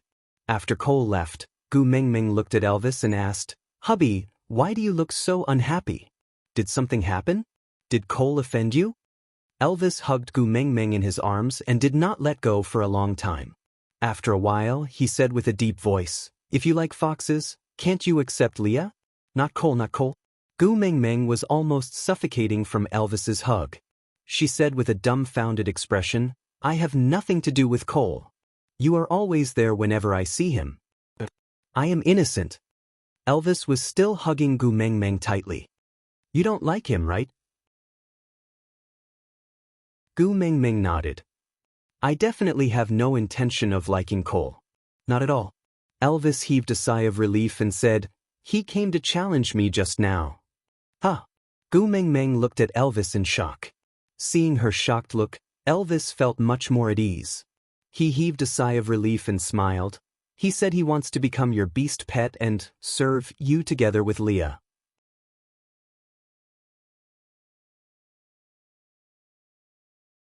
Chapter 404. You said before that I am not allowed to duel with any males that are not acknowledged by you, so I rejected him. Elvis squinted his eyes and smiled. "Moreover, I feel that I can serve you well." Gu Mengmeng nodded her head vigorously and said, Yes, I am already dying to have you. I definitely do not have any thoughts of letting a wolf into my house or having an affair." Elvis carried Gu Mengmeng horizontally and placed her back on the bed. He tidied her clothes and said, "If there comes a day when I can't satisfy you anymore, I don't have any opinion on how many partners you want to get or how many beast pets you want to get. But it definitely cannot be Cole." Gu Mengmeng recalled Elvis's energetic and domineering attitude every time and shuddered all over. She shook her head and said, "That day will probably not come, don't worry blindly." Elvis seemed to have seen through Gu Mengmeng's thoughts and his lips curled upwards unknowingly. He nodded with pride and said, "Anyway, that Cole's intentions are not pure. You should stay away from him." Gu Mengmeng nodded. Gu Mengmeng said, "Why do you say that? Just because he wants to be my beast pet? Oriton even said he wants to be my guardian beast. Didn't you say that his intentions are not pure?" Elvis stopped what he was doing and looked at Gu Mengmeng with a serious and stern expression. He said, "Cole's level is higher than mine. He is at least at the peak of 4th level or is already a 5th level orc." Gu Mengmeng blinked her eyes and said, "Are you afraid that you can't beat him?" Elvis hesitated for a moment and nodded. He said, "To be able to break through the 3rd level boundary, it means that he has already made it before. But he said he wants to be your beast pet. This is very strange. I am worried that what if he was instigated by his female to harm you? Might not be able to beat him." Gu Mengmeng reflected for a while with a dazed expression before remembering the fixed pattern of mating to break through to the third level. For people living in the modern world, it was really easy to forget that there was such a thing as leveling up. Gu Mengmeng asked timidly, "That, if it's fifth level, is it very powerful?" Elvis nodded and said, "Fifth level is already the highest level an orc can reach. In the entire beast world, there should not be more than 100 who can reach this level. Any higher and it would be the Beast King. In the entire beast world, there is only one snake beast of unknown origin that has reached this level. So, if Cole has ulterior motives, even if Leah and I work together, we might not be able to protect you from his sharp claws." Gu Mengmeng raised her eyebrows and said, "Cole is actually a demon king? Damn, we are going to fight the boss soon? I am not even prepared." Leah wagged his tail and said, "Don't worry, he won't dare to be rash." Gu Mengmeng turned around and asked Leah, "This half-deity, what do you mean by that?" Just by looking at her expression, Leah could tell that half-deity was definitely not a good word and was most likely mocking him. However, he did not mind and just flipped onto the bed. He knelt behind Gu Mengmeng and started combing her hair. As he deftly combed her hair with his fingers, he replied, "Didn't you see that Cole's eyes almost popped out when you recited that sacrificial chant just now?" Gu Mengmeng nodded and said, "He did look rather shocked, but it was not as exaggerated as you made it out to be."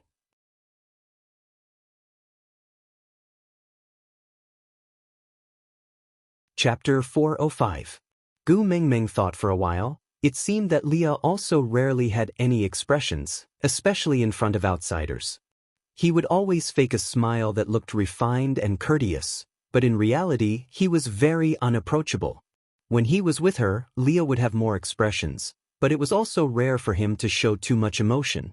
Most of them were low and subtle, the kind that would be overlooked if one did not pay attention. Regardless of whether he was sad or happy, he would always express it with a smile. Gu Mengmeng held her chin and looked at Leah, asking, "Does your family have a group rule like, must maintain a fake smile like a prince?" Leah shook his head, "No, at least my father did not teach me this rule." Gu Mengmeng asked, "Then why do you and Cole look like the wax figures in Madame Tussauds wax museum? Your expression is an unshakable fake smile?" Leah remained silent for a moment, as if he was organizing his thoughts, before replying, "Maybe it's because he is too important to me, so I started to imitate him unconsciously." Gu Mengmeng thought for a while. Maybe the eldest brother was like a father, and a father's love was as heavy as a mountain?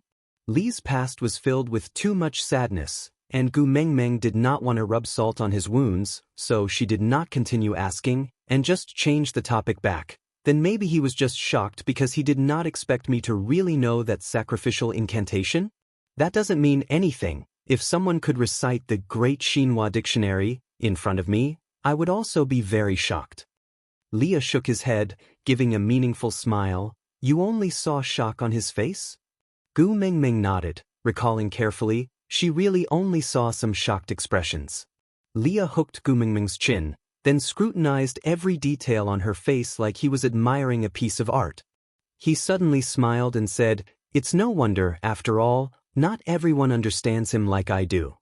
Leah used his fingertip to stroke Gu Mengmeng's little face, then said in a seductive tone, "Do you want to know why he challenged Elvis to become your beast pet when he clearly has his own female?" Gu Mengmeng nodded, indicating that she wanted to know. Lee's hand glided from Gu Mengmeng's shoulder to her arm, stopping at the outside of her upper arm to draw circles gently. "Do you want to know what he will do during the offering ceremony?" Gu Mengmeng thought for a while. Although she knew how to dance Little Apple and recite the English lyrics, she really could not predict what kind of tricks the previous clown would come up with. Since this sacrifice was held every year, Leah must know some details. It would be good to rehearse in advance to avoid embarrassing himself. So, Gu Mengmeng nodded again. Lee's hand continued to move downwards, brushing past her elbow and down her arm. He gently grabbed her wrist and continued to ask, "Cole has always been someone who will not give up until he reaches his goal. Elvis rejected his challenge. He will definitely have a backup plan. Do you want to know how he will deal with Elvis?" Gu Mengmeng did not even think before nodding her head heavily. Li's hand continued to move downwards, finally intertwining with Gu Mengmeng's fingers, forming a tightly intertwined position. Leaning his upper body forward slightly, Li's face stopped at the tip of Gu Mengmeng's nose. He said in an ambiguous tone, "Call me Daddy Leah and I will tell you. Aside from the topic, that, if I say I did not stutter on purpose, would anyone believe me? I swear to the heavens, I really did not do it on purpose. I guess, how many people would have shouted on behalf of Gu Mengmeng, Daddy Leah? So, today's 9 o'clock has ended."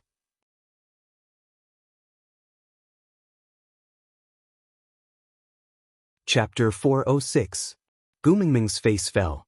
She rolled her eyes and said an affectionate scram, before pulling back her hand and turning to leave.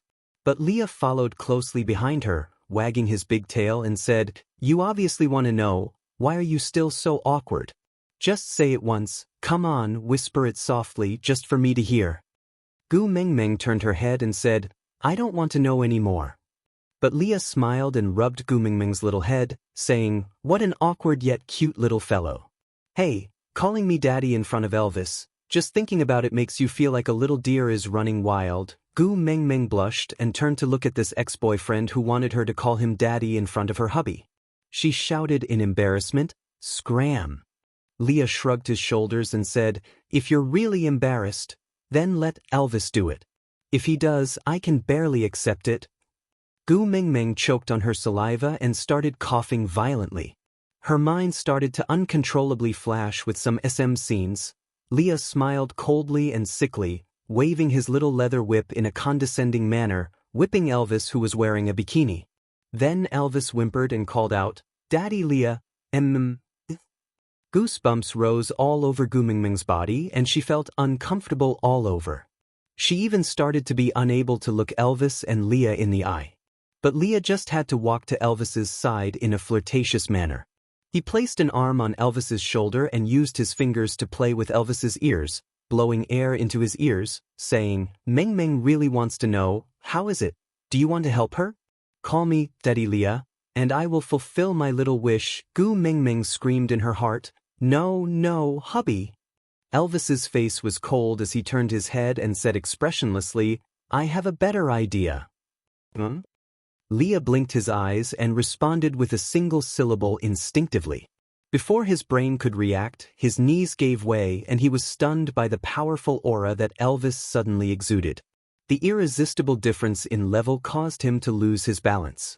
He fell down, and his whole body was in a rather sorry state.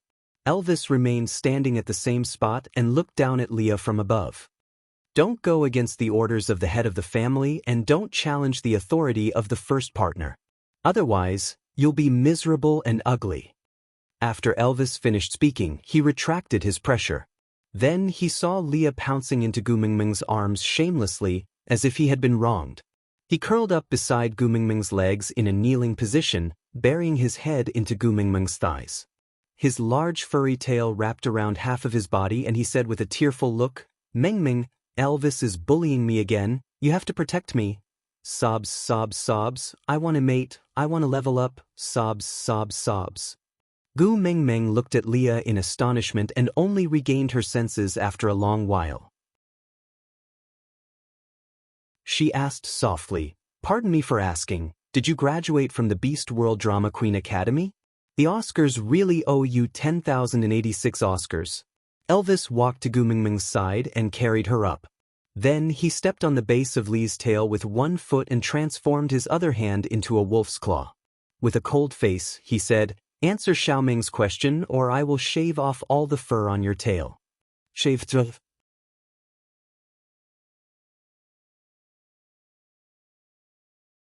Chapter 407. Leah looked up at Gu Mengmeng pitifully. With his tail being stepped on by Elvis, he decided not to get up anymore. He leaned over the side of the bed and strangely felt like a drunken concubine. "All right, you are the first partner." Leah stretched out his arm lazily, then supported his head with his hand and said slowly, "Guess, how many sons does my mother have?"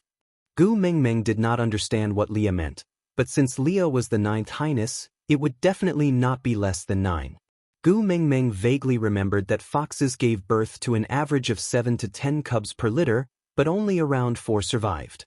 Unless they had masochistic tendencies, they would not count their dead sons in the ranking, so, if Leah was the 9th highness, then he would have at least 2 to 3 litters, right? So, Gu Mengmeng guessed, 11 or 12? Leah shook his head and smiled slyly, saying, 9, I am the youngest. Gu Mengmeng smiled awkwardly, completely not understanding what was going on with Li's smug expression. Was being the youngest in the family also a glorious thing? This only proved that you ran slower than the other brothers when you were a tadpole.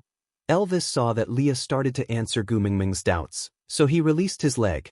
Li's tail was freed and he swayed it lazily. He flipped over and sat up, looking at Elvis, saying, next time, if you want to threaten me, you have to come up with a more reliable reason, or else I will not cooperate with you. Elvis raised his eyebrows, saying, you don't believe that I will shave all your fur?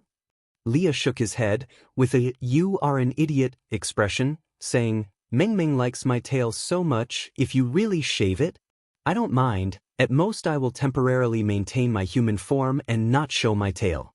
But the one who will be disappointed will definitely be Mengmeng. Will you do anything that will make her sad? Elvis clenched his teeth and said coldly, I can try once occasionally. TSK, you really know how to brag. Leah said with a face full of disdain. Gu Mengmeng face-bombed. Sometimes she really wondered how this pair of enemies could live together peacefully in the past. With Li's cheap mouth, how did Elvis resist from strangling him to death in the past? Stretching out her hand, Gu Mengmeng gestured for him to stop. Can you answer my question first? I'm going to perform a recital at the sacrificial ceremony later. I'm in a hurry. Leah smacked his lips and resumed the rhythm. Then do you know what Cole's ranking in the family is?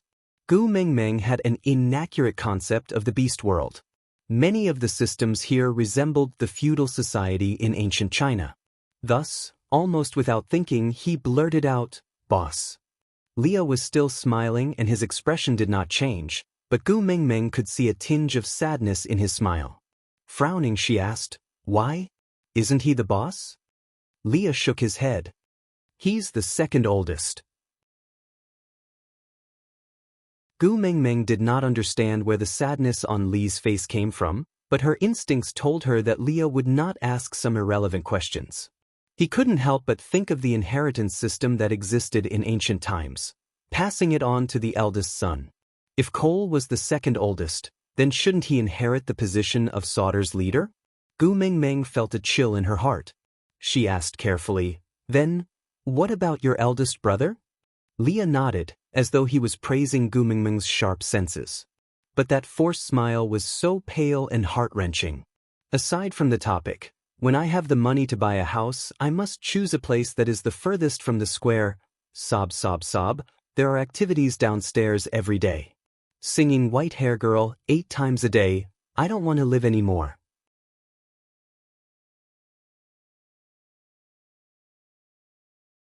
Chapter 408. He died from the backlash of the mating contract. Leah said calmly, but Gu Mengmeng could see the raging waves in his long and narrow eyes. Did you have a good relationship with your big brother? Gu Mengmeng asked. Leah thought for a moment, then shook his head and said, I don't think we had a good relationship, but we were taught since young to be a pair of brothers who could complement each other, so we spent more time together. Gu Mengmeng did not understand. There were a total of 9 brothers. Why did the eldest and youngest have to be good brothers? Leah continued, the eldest inherited the position of the leader, while the youngest inherited the position of the witch doctor. The arrival of the messenger of the beast deity was the right time, and being born in Sauter was the right place. As long as my big brother and I work well together to form the word, human harmony, Sauter should be able to climb to the peak again and regain its former glory. Gu Mengmeng frowned. This ideal situation might be in line with everyone's interests, but it would definitely hurt the darkness in some people's hearts. As for who that person was, the answer was almost obvious. So, Cole killed your big brother's partner? Gu Mengmeng asked. Leah shook his head and said, on the day my big brother died, his partner disappeared from this world. No one knew how she disappeared, and no one knew where she went after that.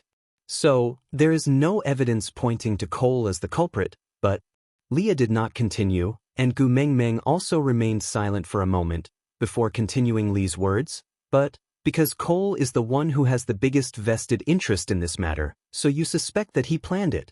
Leah hesitated for a moment, but finally nodded his head and said, "You said before, being too perfect in itself is a loophole." Gu Mengmeng vaguely remembered that she had said this before, but she had already forgotten why she said it. Just looking at Leah, Gu Mengmeng did not know what to do. To be honest, Cole did give off a feeling of alienation, but to say that he was so evil as to make use of his sister-in-law to kill his own brother, Gu Mengmeng felt that he was not that kind of person. Usually, one's face reflects one's heart, and those with evil intentions would always have some charm hanging on their faces. But Cole did not feel the slightest bit uncomfortable. Gu Mengmeng only knew bits and pieces of Li's past, so she could not judge how much of Li's memories were distorted due to hatred. She also did not want to make Leah sad by doubting him because of Cole. After deliberating for a long time, Gu Mengmeng sighed and said, "Maybe it's a misunderstanding?" Leah was not angry, but just smiled faintly and said, "Yeah, maybe it's a misunderstanding." Gu Mengmeng could clearly feel Li's sensitivity. His words, which seemed like he was agreeing with her, contained too much disappointment and indescribable sadness. "It's not that I don't believe you," Gu Mengmeng explained. "It's me at I and said, Gu King, Gu said, Mengmeng, I said, me, Gu Mengmeng I said, it was I say I.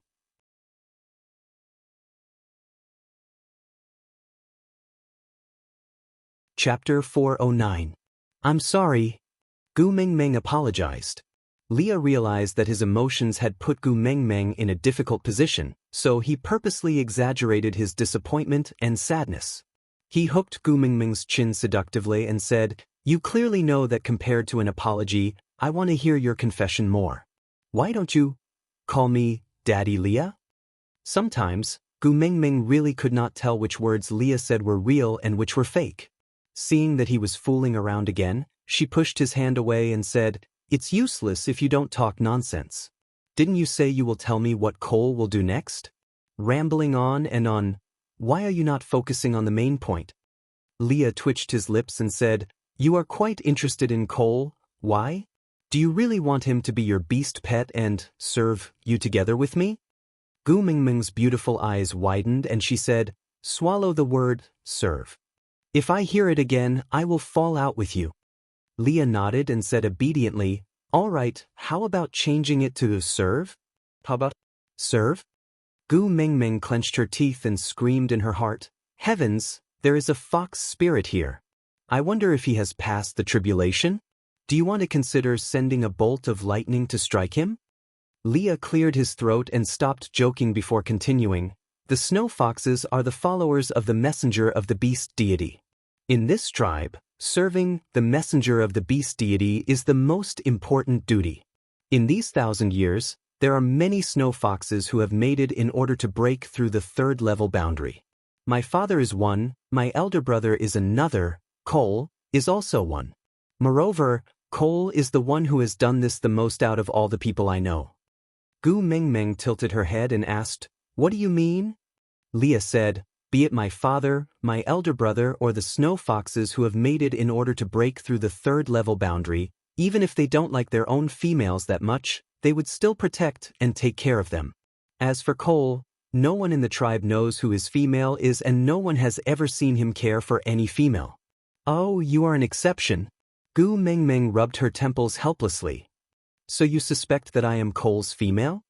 Leah shook his head and said, "If he was your male, he wouldn't need to challenge Elvis to snatch my beast pet position." Gu Mengmeng. I was speechless. Leah said, "What I want to say is, why would a male who doesn't even care about the female he has mated with suddenly come to woo you? I want to be your beast pet?" Gu Mengmeng said, "Shouldn't you be answering my question?" Leah had it, Is that so?"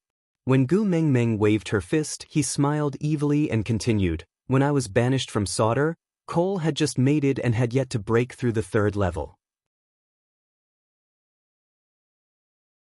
After not seeing her for so many years, her strength should have increased a lot, so he was not worried about the backlash of the mating contract, so he did not care about the female at all. And I'm afraid that in his eyes, you're not just a female, but a supreme authority. Gu Mengmeng said, so, you think that Cole wanted to get the blessing of the messenger of the beast deity, so he wanted to seduce me? Leah nodded and said, something like that.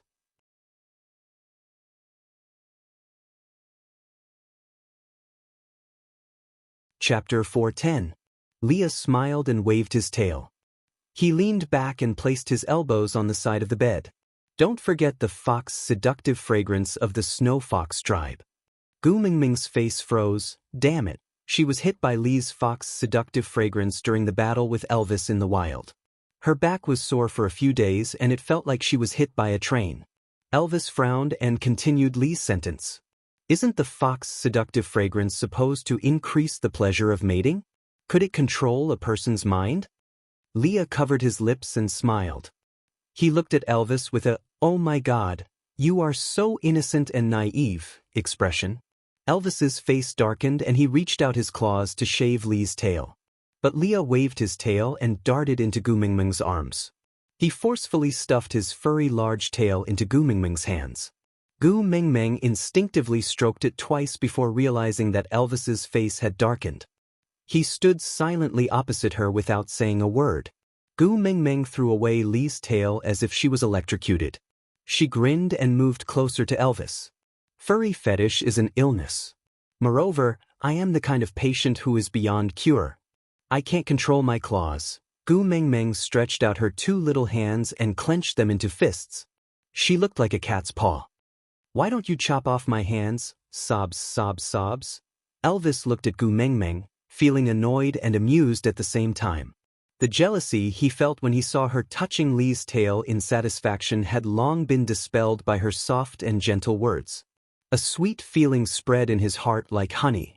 He reached out to hold Gu Mingming's little hand and brought her into his arms. Then he placed his tail into her hands. He whispered into her ear, when your illness acts up, think of me first, all right? Yeah. Gu Mingming hugged Elvis's large tail and nodded her head sweetly. She was also extremely satisfied. Leah looked at Elvis resentfully. Where is your dignity as a wolf? How can you sell your body like others? Elvis raised his brows. Talking about dignity with my own female? Are you crazy or am I crazy? Leah grumbled helplessly, even you have learned to fight for favor with me. Elvis ignored his little emotions and said, you haven't answered my question. Will the fox's seductive fragrance disturb a person's mind? Leah shook his head and said, the fox's seductive fragrance itself can only increase the sensation during mating. But as long as it's used well, the female will have the illusion that she's deeply in love with the male and will listen to everything he says. Gu Mingming was taken aback. She looked up at Leah with a complicated gaze. Leah returned Gu Mingming's gaze and the curve of his faint smile revealed his gentle and serious curves. His long and narrow eyes were filled with deep affection and longing. I won't use the fox's seductive fragrance on you. I also want to wait until the day you personally say yes. Gu Mingming blushed and lowered her head to avoid Lee's gaze. Because she was unable to bear his deep feelings, and also because, damn it, on the day she mated with Elvis, this fellow was indeed eavesdropping at the entrance of the cave. Leah did not like Gu Mingming's conflicted and troubled look. So, he quickly brought the topic back to Cole. But Cole is different. In order to obtain power, I'm afraid he will use the fox's seductive fragrance on you at all costs.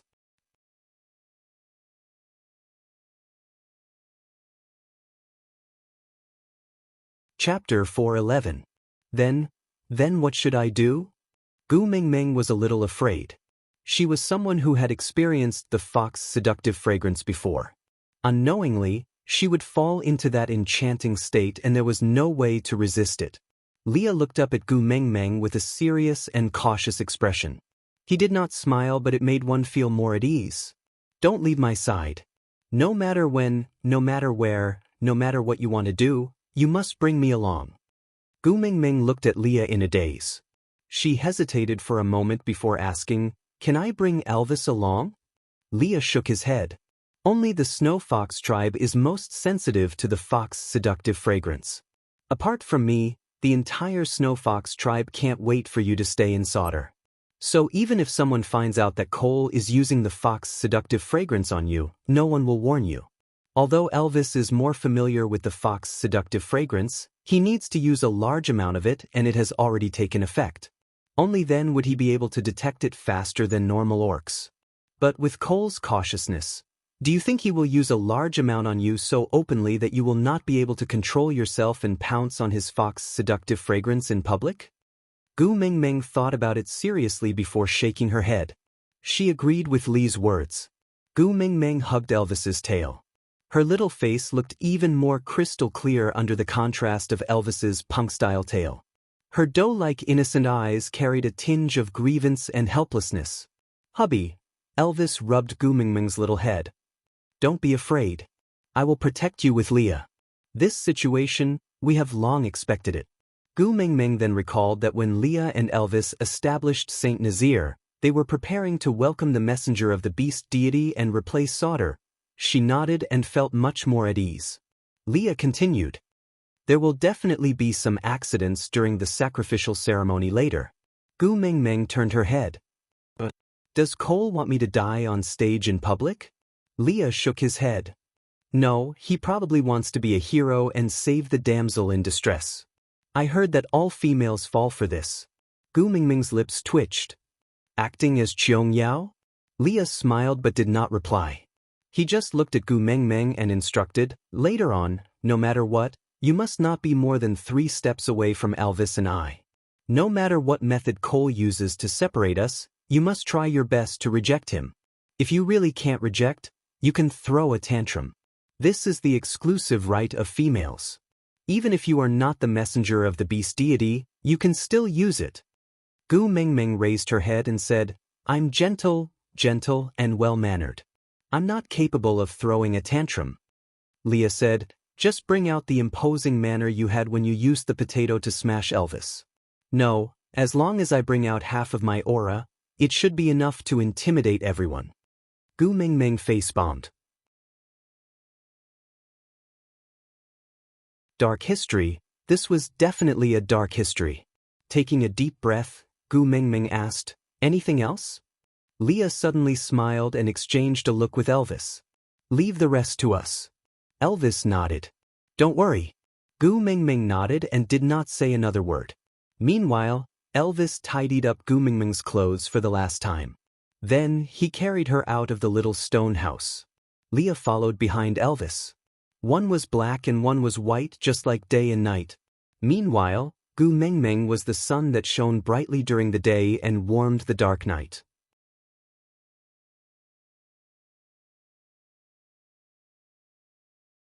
Chapter 412. Gu Mengmeng came down from Elvis's arms, but did not leave his and Li's side. She was escorted up the altar by Elvis and Leah, and did not stop when she passed by Cole. At the end of the day, she trusted Leah more than Cole. Standing on the altar, Elvis and Leah took a step back and maintained an arm's-length distance from Gu Mengmeng. No matter what happened, the two of them had absolute confidence that they could protect Gu Mengmeng before she got hurt. Gu Mengmeng swept her gaze below the altar and unexpectedly discovered an interesting situation. Everyone revealed their tails and ears, making it seem as if they were all half-orcs. Gu Mengmeng tilted her head to look at Leah, questioning him with her eyes. Leah, on the other hand, glanced at Cole below the stage. Gu Mengmeng followed Li's gaze and indeed saw Cole swinging his fluffy and white big tail, with a pair of furry fox ears on top of his head. That appearance looked a little like Ba Wei. Although she did not know what exactly was going on, Gu Mengmeng did not dare to simply ask. After all, the males in the beast world had shockingly good hearing. No matter how softly she spoke, it would not escape their ears. Suppressing her curiosity, Gu Mengmeng took a deep breath. Then, following the amusing beast skin esoterica left behind by the previous messenger of the beast deity, she slowed down her speed by 16 times as she danced in the square, chanting as if she was reading the Bible, I planted, I'll have to eat the fruit. Bear with it, she could not laugh. Today is a good day. F asterisk asterisk asterisk, she felt like an idiot. Pluck thesters give you pull it out him for you. Damn it, she could not hold it in anymore. Gu Mingming's face turned red. The more she tried to hold back her laughter, the more she wanted to laugh. In the end, she could not hold it in any longer and laughed until she bent over on the stage, hammering the ground. The people below the stage were dumbfounded. Elvis and Leah on the stage were also at a loss. Elvis asked Leah with his eyes, "Did Cole use the Fox seductive fragrance on her?" Leah shook his head and replied with his eyes, "The Fox seductive fragrance does not have this type of effect." Cole was even more puzzled. He felt that the holy light had shone on his head just now. Why did Gu Mingming suddenly laugh like that? Gu Mingming's smile seemed to have silenced the entire world. By the time Gu Mingming was done laughing and came back to her senses, one could imagine how awkward the atmosphere was. It was like the national table tennis team participating in the Olympic Games. When you stood on the champion's podium to receive the award, the person giving the award had just hung the gold medal around your neck, and then you suddenly danced to 18 touches. It was being broadcasted live on TV all over the world. That was F asterisk king embarrassing. Background music. The most frightening thing is the sudden silence in the air. Gu Mingming cleared her throat and stood up. Pretending to be calm, she said, "Then, my dad is the beast deity, you all know that, huh?" Boom, there was an uproar below the stage. Even Cole was shocked speechless.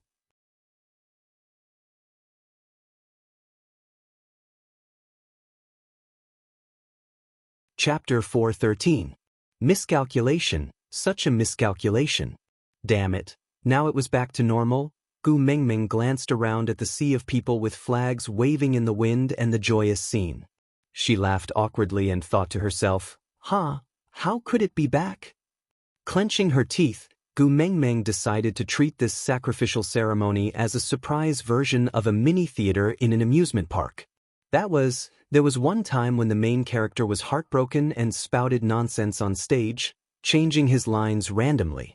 Then, the supporting actors had to act according to his words on the spot, and surprisingly, that scene received unanimous praise from the audience, saying that it was rich in emotions, exquisite and full of emotions. Taking a deep breath, Gu Mingming gestured for everyone to quieten down and said, "Let me formally introduce myself to everyone. I am the eldest daughter of the beast deity, Gu Ming. I am here on the orders of the beast deity to bring you light and hope, food and knowledge." Beast deity, beast deity, beast deity. The audience cheered and Gu Mingming unintentionally pushed the beast deity's majestic image to a new level. After all, in the beast world, being by the beast deity's side was bliss and safety. But the beast deity sent his own daughter here, just to let them live a better life. So touched. The beast deity was indeed a majestic, sacred and inviolable existence. Gu Mingming suddenly understood a little. No wonder the previous messenger of the beast deity could fool everyone with a little apple and 300 poems of the Tang dynasty. It was not that the previous messenger of the beast deity was too smart, but the people in the beast world were generally pure and kind, as if they had never been fooled before. Glancing at Cole, she realized that he was also looking at her with a face full of admiration and devotion. Gu Mingming thought to herself, did Leah overestimate Cole? How could he believe such nonsense? Gu Mingming straightened her back and continued, I laughed just now because my beast father, the beast deity, responded to my prayers. He said. Gu Mingming purposely dragged out her words until everyone's eyes were fixed on her, holding their breaths and waiting for her next words. Gu Mingming then slowly said, He will bless the beast world and protect the devout believers from misfortune. It was actually very immoral for Gu Mingming to fool people like this, because even the content she used to fool them was not original. Yes, she copied the Yellow Turban Army's idea. If you turn misfortune into fortune, it means that the beast deity has blessed you. But if you die, it only proves that you are not pious enough. However, such a verbal trap caused the audience to cheer and jump with joy. The scene was even more exaggerated than when the female soldiers were unable to control their emotions and burst into tears when Fat Tai was inspecting the military camp. Gu Mengmeng maintained the smile of the Statue of Liberty and waved her hands. Since the beast deity has already agreed to our request, then this sacrificial ceremony can end now. Let's all go and do what we need to do. Don't gather here. After all, the police will check your ID card for illegal gathering. The audience was stunned. They had probably never experienced such an efficient, sacrificial ceremony before and couldn't get used to it for a while. It was just like the teacher who would say, "Come on, students, we'll be done with this question." One day, before the bell rang, the teacher had already picked up his books and walked out of the classroom.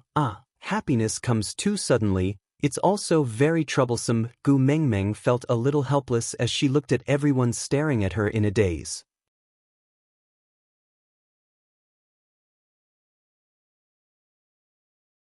Chapter 4:14. Actually, the orcs did not know how to count, but at least they knew that the quota was getting lesser and lesser. Moreover, 6 single males had become partners in just a few days, and they were all the top beauties in their respective tribes. This was indeed the beast deity's blessing. Because of this, the males became even more enthusiastic, shouting for Gu Mengmeng to announce the selection rules for this round.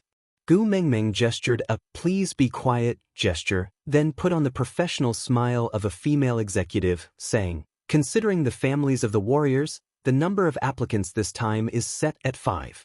The topic of recruitment is this." Gu Mengmeng took out 2 chilies, one red and one green, from her pocket.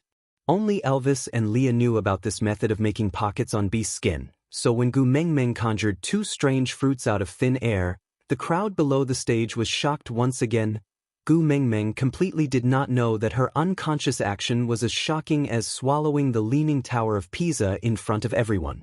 She just minded her own business and said, "Everyone look closely at this fruit. This is the beast deity's blessing. It is also limited to sunset. The top 5 who bring back the most will obtain the quota to join Saint Nazir."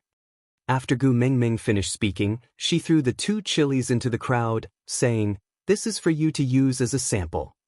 Gu Mengmeng regretted after throwing it. It was like throwing a piece of meat bone into a wolf's den. Would there be a stampede? Elvis carried Gu Mengmeng and said, "Since we are done, let's go back to the stone house first." Gu Mengmeng nodded, looking back at the crowd worriedly. Were they finished fighting? So efficient. Passing by Cole did not stop Gu Mengmeng from leaving, but instead followed behind Elvis, walking shoulder to shoulder with Leah. "Leader Cole, why are you following us?" "Your place is in the opposite direction," Gu Mengmeng said.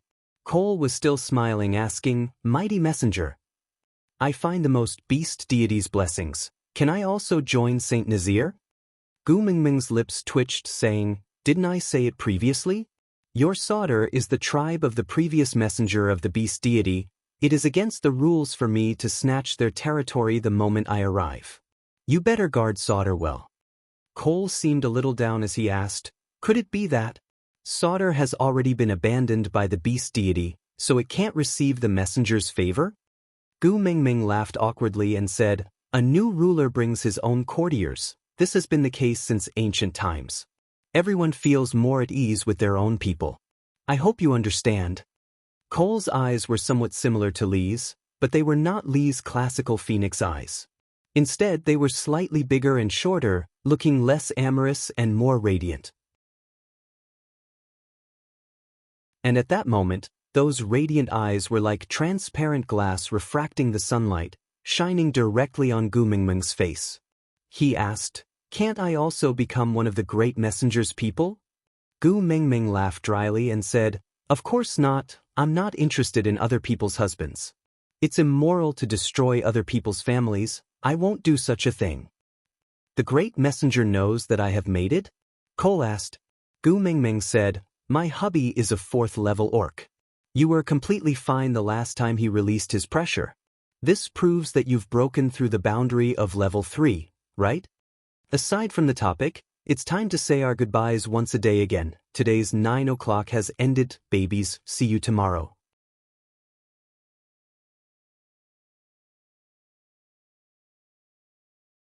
Chapter 4:15. Cole lowered his head and rubbed his chin. "So it was a mistake here. If I had known earlier, I would have pretended to faint." Gu Meng Meng smiled awkwardly. This is not the main point, right? Cole looked up. Then what is the main point? Gu Meng Meng was taken aback. She suddenly could not remember what the main point was. The main point is that you are already a mated male. Why don't you go home and play with your own female? Why do you keep following my Gu Meng Meng? Leah purposely stood in between Cole and Elvis. I heard that the great messenger likes your tail the most? Cole smiled at Leah. I heard that the great messenger likes your tail the most? Leah paused and asked, what is it? Cole asked. Then do you still want your tail? Leah sneered. This time, you want to snatch my tail? Cole swayed his fluffy tail. You don't have to snatch it. I have it. Leah said in a tone of sudden realization, I forgot. You just like to see others in pain. Cole's gaze sharpened as he stared coldly at Leah. The smile on his face was still maintained, not even the slightest change in its arc. He said, when the day comes where you no longer need to rely on the great messenger's protection to return to Sauter, come and say this to me again. The current you still doesn't have that right. Gu Meng Meng patted Elvis's shoulder. She gestured for him to put her down. Elvis hesitated for a moment. Then he did as he was told. Gu Meng Meng walked to Leah. She opened her arms and gestured for a hug. Leah was stunned for a moment. He smiled gently and carried Gu Meng Meng. He buried his nose in her neck and enjoyed her hug. As for Cole, he was no longer important. Gu Meng Meng hugged Leah's neck back. She looked at Cole. The current Leah is no longer the ninth highness you can chase away. He is my family now. Please be more respectful when you speak.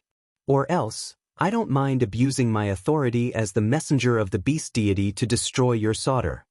Cole did not expect Gu Meng Meng to stand up for Leah. He was slightly surprised. But his expression did not change. Placing his right hand on his left chest, Leah said respectfully and sincerely, yes, I will follow the great messenger's orders. Gu Meng Meng patted Lee's back lightly, then said to Cole, if there's nothing else, Leader Cole, please return. Our family is going back to eat. We didn't prepare any food for you. Cole tilted his head and smiled. It's all right, great messenger. I just need to watch you eat.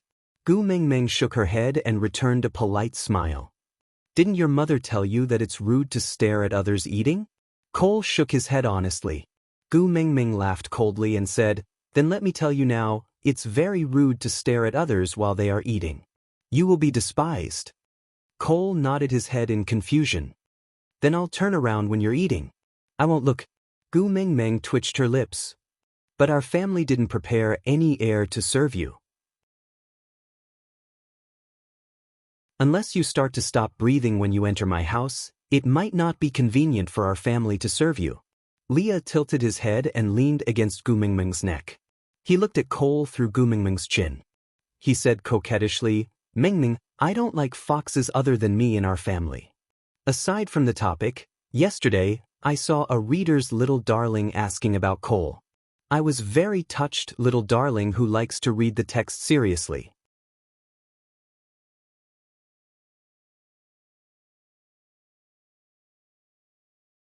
Chapter 416. Gu Meng Meng looked at Cole apologetically and said, you heard it, Leah has always been this awkward and can't tolerate a second vixen at home. So I'm sorry, don't go to my little stone house if there's nothing important in the future. Cole tilted his head and asked in confusion, is the great messenger siding with Leah? Gu Meng Meng nodded and admitted openly, yes, can't you tell? Cole nodded and said, I can tell, but I'm not sure, so I'm just asking. Cole remained silent for 2 seconds before continuing to ask, since the great messenger likes Leah so much, why don't you mate with him and instead let him stay in the position of a beast pet? This was Gu Meng Meng's weakness. Although her breakup with Leah was planned by Leah, she couldn't explain why, but she felt a sense of guilt. It was as if she was the one who betrayed them. Maybe it was because after the breakup, she had Elvis and was living a blissful life. But Leah had always been single for no reason, staying by her side as a beast pet to protect her.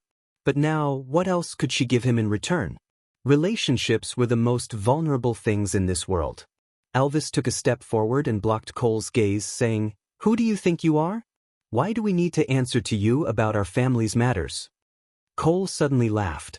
From his point of view, although there were only 3 people in Gu Mingming's family, but this family relationship was so messy and hard to understand. Beast pets were just playthings for females when they were excited. Females would not take it to heart even if they were ridiculed by others. But Gu Mingming was standing up for Leah. Although the first partner would not stop females from mating with other males, he would usually create obstacles in the dark and not let other males get close to his own female easily. This was especially true for males who were handsome and liked by females. They were even more guarded against them. For someone like Leah, he should be guarded to the death before mating. Someone had ridiculed his status as a beast pet. Shouldn't the first partner stand by and watch coldly? It would be best if Gu Mingming would say something to provoke Leah and make him leave disheartened. But this stupid wolf from Gu Mingming's family actually jumped out to help Leah? Elvis snorted coldly and ignored Cole's blank look. Just as he was about to turn around, Cole suddenly opened his mouth and said, "I can be considered as that fox's second brother. With such an identity, can I ask about it?" With a cold expression, Leah carried Gu Mingming and stood beside Elvis. He stood shoulder to shoulder with Gu Mingming, standing on either side of her. His long and narrow eyes were filled with coldness and composure. His voice was calm, without any anger or growl, just like a bowl of still water, without any ripples. He said, "I remember that day when Sauter banished me." Leader Cole said it himself. "From now on, Sauter will no longer have a 9th highness and you will no longer have a brother like me." What? Now that he saw Meng Meng treating me well, he wanted to come back and claim kinship? "I'm sorry, in my family, there are only Meng Meng and Elvis, there's no so-called second brother." After Leah finished speaking, he turned around and left with Elvis without turning back to look at Cole. Gu Mingming could feel Lee's body trembling.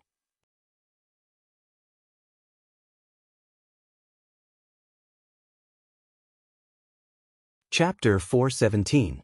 Was he always like this? Pretending to be nonchalant and able to face everything with a smile, but in actual fact, Sauter was still a scar on his heart, right? How could it not hurt? "I'm sorry." Gu Mingming leaned on Lee's shoulder and wrapped her arms around his neck, whispering, "Let's settle the recruitment as soon as possible, then return to St. Nazaire. In the future, the beauty pageant will be held in St. Nazaire instead, and we will never come to Sauter again, all right?" Lee's body stiffened, and he raised his head with difficulty, caressing the back of Gu Mingming's head. His voice was like flowing water, with a tinge of pain as he said, "Being able to make you feel heartache for me once, the past is already worth it. Don't worry, I'm fine. I'm no longer the 9th highness that could be manipulated by others, now. I also have something that I want to protect with my life." Gu Mingming did not say anything. She remembered Elvis saying that in the past few years, Leah only had destruction in his eyes. Everything he did was to destroy Sauter. But now, he said that everything he did was to protect something with his life. Her heart shrank violently. Could she say that she did not understand? Did she not understand what he wanted to protect? Gu Mingming's hands subconsciously tightened, and she bit her lower lip, using an almost inaudible voice to say, "I'm sorry." Lee's smile was so bitter, but he could not bear to put Gu Mingming in a difficult position. Hence, he took a deep breath and forced his smile to look bright and affectionate. He said in an extremely ambiguous tone, "You know, compared to an apology, I prefer to hear a confession. If you really love me, why don't you call me Daddy Leah?"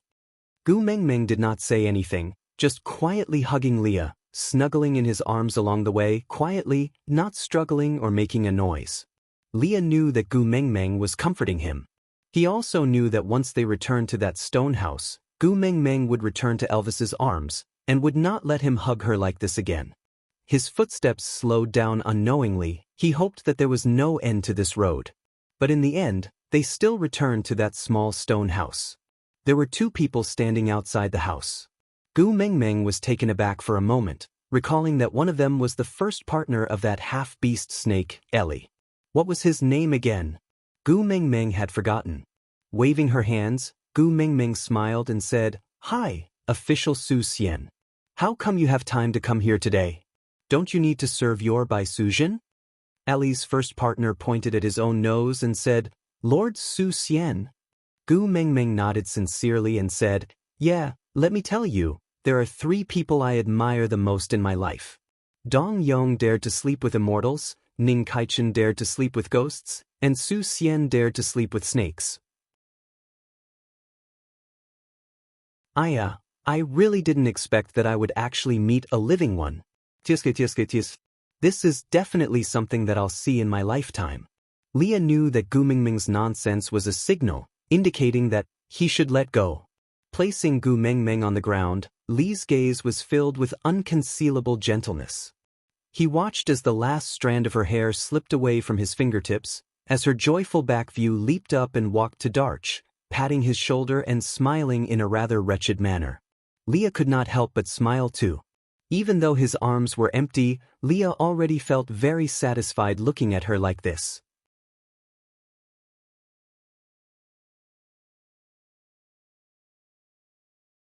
Chapter 418. Although Darch did not understand what Gu Mengmeng was talking about, but the messenger of the beast deity's words would never be wrong. So Darch bowed and said, Thank you, great messenger, for bestowing me with a name. From today onwards, I will be called Official Su Xian. Official, why are you looking for me today?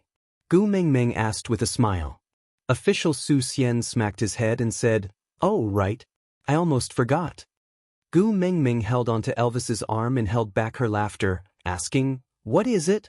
Say it. Official Su Xian said, Ellie wants to join the Sauter tribe, so I am here to bid farewell to you. In the beast world, it was common sense that male passions would follow the females wherever they went.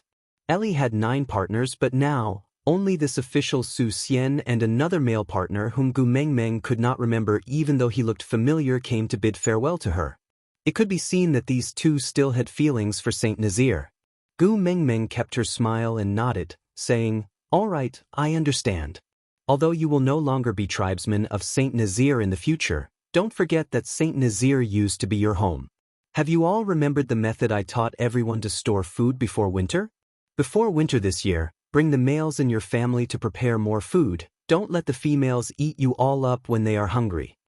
Official Su Xian scratched his head and gave an embarrassed smile, saying, You don't blame us for leaving Saint Nazir? Gu Mengmeng said, I'd rather tear down 10 temples than ruin a marriage.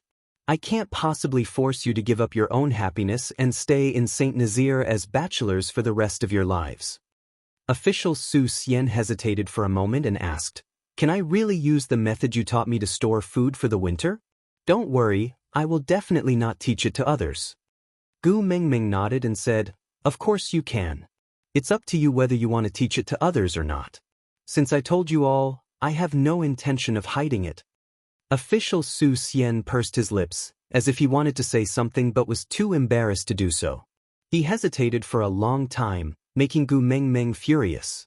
He patted him on the chest and said, You weren't like this in the past. If there's anything you want to say, just say it. You're like a sissy. If you continue to blabber like this, don't say that you know me when you go out in the future. I'll find it embarrassing. Official Su Xian's face turned even redder after being teased by Gu Mengmeng. He lowered his head like a child who had done something wrong and asked softly, Then, will you still give us the salt to marinate the meat? Gu Mengmeng thought for a while and said, Salt is a resource of Saint Nazir. You are no longer a tribesman of Saint Nazir, so I naturally cannot provide salt to you for free. However, you can use prey of equivalent value to exchange with us. As for the exact method of exchange, I will go back and discuss with Elvis before telling you. Official Su Xian hurriedly nodded. As long as he was willing to exchange, it was good. After all, Gu Mengmeng was the messenger of the beast deity and all the males in the world would be proud to provide her with food.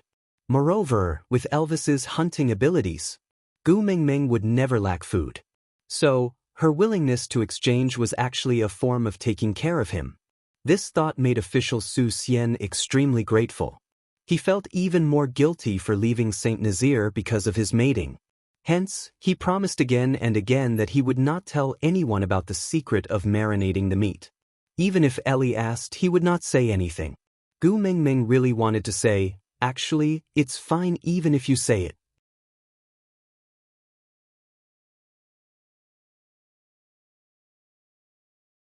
Chapter 419. After official Su Xian left, Gu Mengmeng and the other two returned to their temporary house.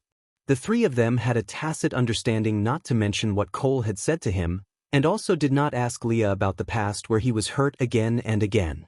Instead, they were discussing another matter regarding Cole. Gu Mengmeng said, "If Ellie was sent by Sauter to stay by my side, then her motive shouldn't be just to trick 9 males from St. Nazir to mate with, right? Although she's a half-orc, but with her looks and tricks, there should be quite a number of males who are willing to mate with her." Leah said, "I also find it very strange not only about Ellie wanting to join Sauter, but also the offering ceremony just now. Cole actually did not try to separate Elvis and I from you, nor did he create any chance for himself to perform, and even said some things that made you uncomfortable on the way back. This is really not his style." Elvis remained silent. He did not say a word and just frowned. Gu Mengmeng looked at Elvis and asked, "Hubby, what's wrong with you? Are you still upset because of Cole?" Elvis looked into Gu Mengmeng's eyes and nodded. Gu Mengmeng laid on Elvis's thighs obediently and looked up at his blue eyes, asking, "Is it because he said he wants to be my beast pet?" "Don't worry, I won't rear a beast pet." Elvis raised his eyebrows and glanced at Leah from the corner of his eyes, asking with a smile, "Why not? Most beast pets are obedient and know how to please you, unlike me who always do things that make you angry." Gu Mengmeng giggled and said, "Obedient and adorable males, I have already given birth to 4 of them. Hutta and the other 3 are the ones who know how to please me the best in this world." Upon hearing that, Elvis's face darkened. He frowned and asked, "Miss them?" Gu Mengmeng nodded. She had been busy with the recruitment these few days and realized that she had neglected Lee's emotions today. The physical and mental fatigue made her want to retreat and return to that cave to hug her sons and give them a good rub. Gu Mengmeng touched Elvis's tail from time to time, saying, "I wonder if they cried when I was not around? Did they eat properly? Did they miss me a lot?" Elvis laughed coldly and said, "Have you seen a wolf cry before?" Gu Mengmeng was taken aback. She tried hard to recall, then shook her head. Elvis kissed Gu Mengmeng's forehead and said, "Although I don't really like them, but they have inherited our powerful genes. If they want to die just because their mother beast is not around, then there's no need for such trash to exist." Gu Mengmeng glared at him and said, "Who are you calling trash? You're the useless one. Your entire neighborhood is useless." Elvis sighed. "You are throwing a tantrum at me because of them again." Gu Mengmeng pursed her lips, feeling rather guilty. Elvis shook his head and rubbed Gu Mengmeng's little head, sighing softly, "I dislike them more and more. Why don't you consider Leah? I feel that interacting with Leah is much easier than interacting with those 4 fellows." Gu Mengmeng smiled apologetically and said, "Don't be like this. My son is also very easy to get along with, really." Elvis raised his brows. "Really? But why do I become so irritable when I see them?" Gu Mengmeng mumbled, "Because you might have rabies, Elvis." "What?"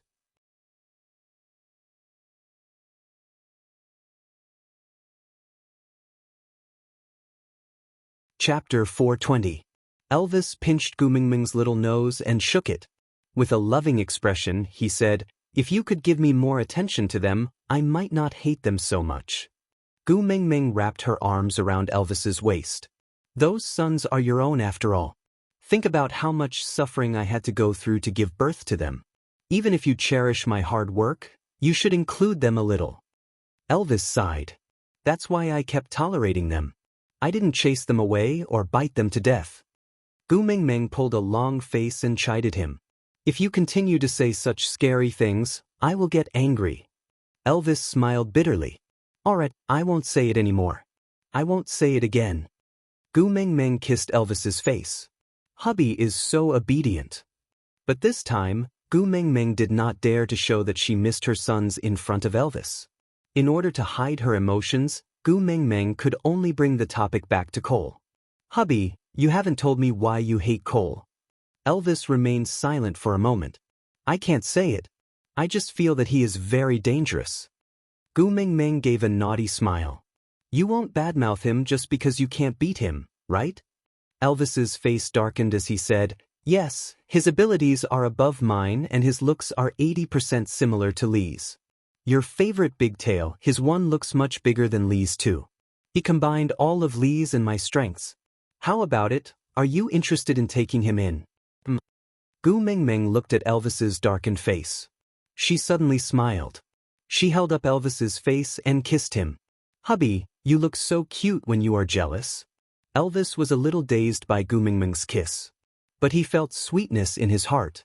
With a faint smile in his blue eyes, he held Gu Mengmeng's chin and brought it to his mouth. He kissed her deeply until her plump lips were slightly red and swollen from his kisses. Only then did he slowly let go of her. Using his thumb to caress her lips, he said, "You like to see me jealous?" Gu Mengmeng nodded. Her face was flushed red due to the lack of oxygen from the kiss, adding a touch of charm to her smile. You keep telling me to accept others as partners every day. I thought you didn't care about me anymore. But wasn't your jealousy a little too serious? Although it looked ferocious, I felt at ease. You finally care that there are other males around me. Moreover, you look so handsome when you're jealous. Elvis could not help but laugh out loud. He clearly remembered that whenever his face darkened in the past, even Leah would avoid him. He had heard many descriptions such as terrifying, cruel, bloodthirsty, brutal, and so on. But this was the first time someone had said that his darkened face was extremely handsome, with such a satisfied smile on his face. You're not afraid of me? Gu Mengmeng replied, Why should I be afraid of you? I remember back then, you were very afraid of me, as if you always felt that I was going to eat you up. Gu Mengmeng shrugged her shoulders shyly and used her elbow to hit Elvis's chest. She pouted coquettishly, Damn you, haven't I been eaten up by you long ago? Our son is already so big.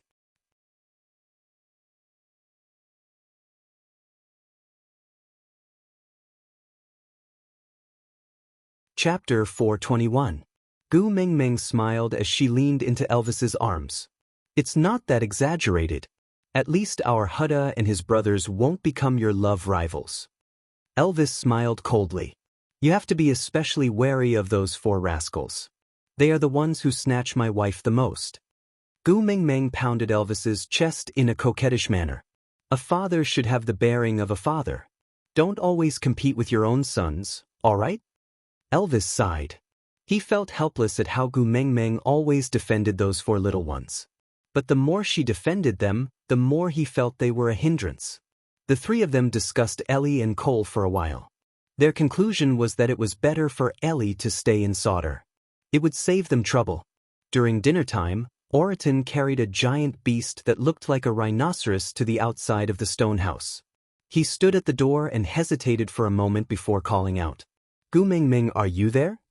Elvis stood at the door and blocked all the light. He frowned when he saw the giant beast Oriton was carrying. He asked coldly, What's the matter? Oriton looked at Elvis with a poker face. I'm here to deliver food to Gu Mengmeng. Elvis replied, My female, I will prepare my own food. You don't have to worry. Oriton replied, Although you are Gu Mengmeng's first partner, you shouldn't be able to stop other males from courting her. Elvis laughed coldly. Then he slowly released his pressure. He gradually increased the pressure. Oriton's forehead was covered in sweat as he watched the beast. Then, his knees buckled from the pressure and he knelt on the ground on one knee. The giant beast fell to the side. Oriton used his fist to support his body. However, his head was still held up high. Moreover, there was no expression on his face. He looked at Elvis with a poker face. There was no fear and no intention to retreat. Gu Mengmeng peeked her little head out from Elvis's waist. She wrapped her arms around Elvis's waist and said in a coquettish voice, Why did you scare him for no reason? You even made Leah uncomfortable in the house. Elvis then retracted his pressure. He rubbed Gu Mengmeng's little head lovingly. Can I send someone flying when he comes to court you? Gu Mengmeng glanced at the giant beast beside Oriton. She looked up at Elvis.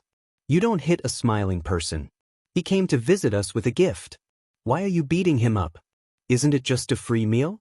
Petty, as Gu Mengmeng said. She pinched Elvis's waist lightly before skipping to the front of the gigantic beast. She laid on the beast's face to look at its single horn. It looked a little like a rhinoceros, and a little like a hippopotamus, or a hippopotamus with rhinoceros horns. Anyway, it looked quite ugly, but that horn looked really good. Gu Mengmeng rubbed her hands together and looked at Oriton. You prepare your own ingredients, and we will be in charge of processing them. Just treat it as sharing a meal and I won't accept your gift, all right? Oriton looked at Gu Mengmeng without any expression on his face. He opened his mouth slowly. His voice was flat. Can I stay for a meal too? Gu Mengmeng nodded. Of course.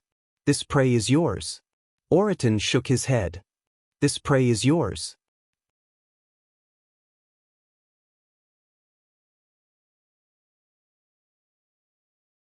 Chapter 422. Elvis carried Gu Mengmeng and pointed at the horn that looked like a rhinoceros, asking, You like it? Gu Mengmeng nodded and did not say a word. Without another word, Elvis went up and broke it off with a snap. Then he walked to Oriton and waved his hand, saying, I want this thing. Gu Mengmeng was dumbfounded and could not say a word as she looked at Elvis's actions. Oriton was expressionless as well, as if this was very normal. Elvis called Leah over and threw the beast horn into his hands, saying, Go wash it, Xiaoming wants to play with it. Gu Mengmeng held her forehead and thought to herself, why did his words sound so awkward? But she could not retort, after all, it was indeed what she wanted. The moment Elvis brushed past Oriton, he said coldly, You can scram now, don't waste the air in our house. Oriton clearly did not know where the joke of wasting air came from. He only knew that it was the first partner's order for him to leave. After hesitating for a moment, when Elvis was about to take his second step, she said, I'm here to share a meal, I'll prepare my own ingredients, can I? Elvis paused and turned to look at the beast, laughing coldly. I've already taken the only thing that we are interested in from that prey, do you think we will still let you stay for a meal? Oriton remained silent for a moment, before replying, Oh, then I'll hunt a new one tomorrow and come back for a meal. Gu Mengmeng held her forehead and said, No need, just one of that beast horn is enough for me. Since you've already brought the thing, don't carry it around, let's eat together. Elvis frowned and said, We don't have extra air to serve our guests. Gu Mengmeng pouted her lips and said, We've already taken his beast horn and the ingredients were prepared by him. It's not appropriate to not even let him eat. Let him bring his own air, all right? Elvis's face darkened and he frowned, asking, You like him? Gu Mengmeng shook her head and covered her mouth as she laughed. Hubby, keep your seductive look, I'm afraid I can't control myself and pounce on you in front of everyone. Elvis smiled evilly and said, Pounce on me? That's exactly what I want. Gu Mengmeng bumped Elvis's shoulder and said, Stop fooling around, there are still people watching. Elvis glanced at Oriton, then turned to look at Gu Mengmeng. How about I directly release my pressure and make him faint? Gu Mengmeng blushed as she placed both her hands on Elvis's ears and whispered, The person who went to pick the chili should be back soon. I have to choose 5 warriors. You don't have enough time. Besides, it's such a physically taxing task. Why don't you let me eat my fill first? The corners of Elvis's lips curled up and there was a smile in his eyes. I can leave the selection of warriors to Leah, but feeding you is the most important thing now. Gu Mengmeng wrapped her arms around Elvis's neck and kissed him. Thank you, tribe leader, for your understanding. Elvis returned a kiss to Gu Mengmeng's little face and finally smiled. He glanced at Oriton disdainfully and said, Xiaoming doesn't like bloody scenes. Bring that to the stream and clean it up before bringing it back. If you don't know how to do it, just ask anyone from St. Nazaire. You're tuning in to the Passion Pages YouTube channel. We're so grateful for your support and don't forget to subscribe to join us on this incredible journey through captivating stories. Your generosity through donations truly makes a world of difference, as it's the primary source of revenue that allows me to expand and enhance this channel for you. Thank you from the bottom of my heart for being a part of this adventure.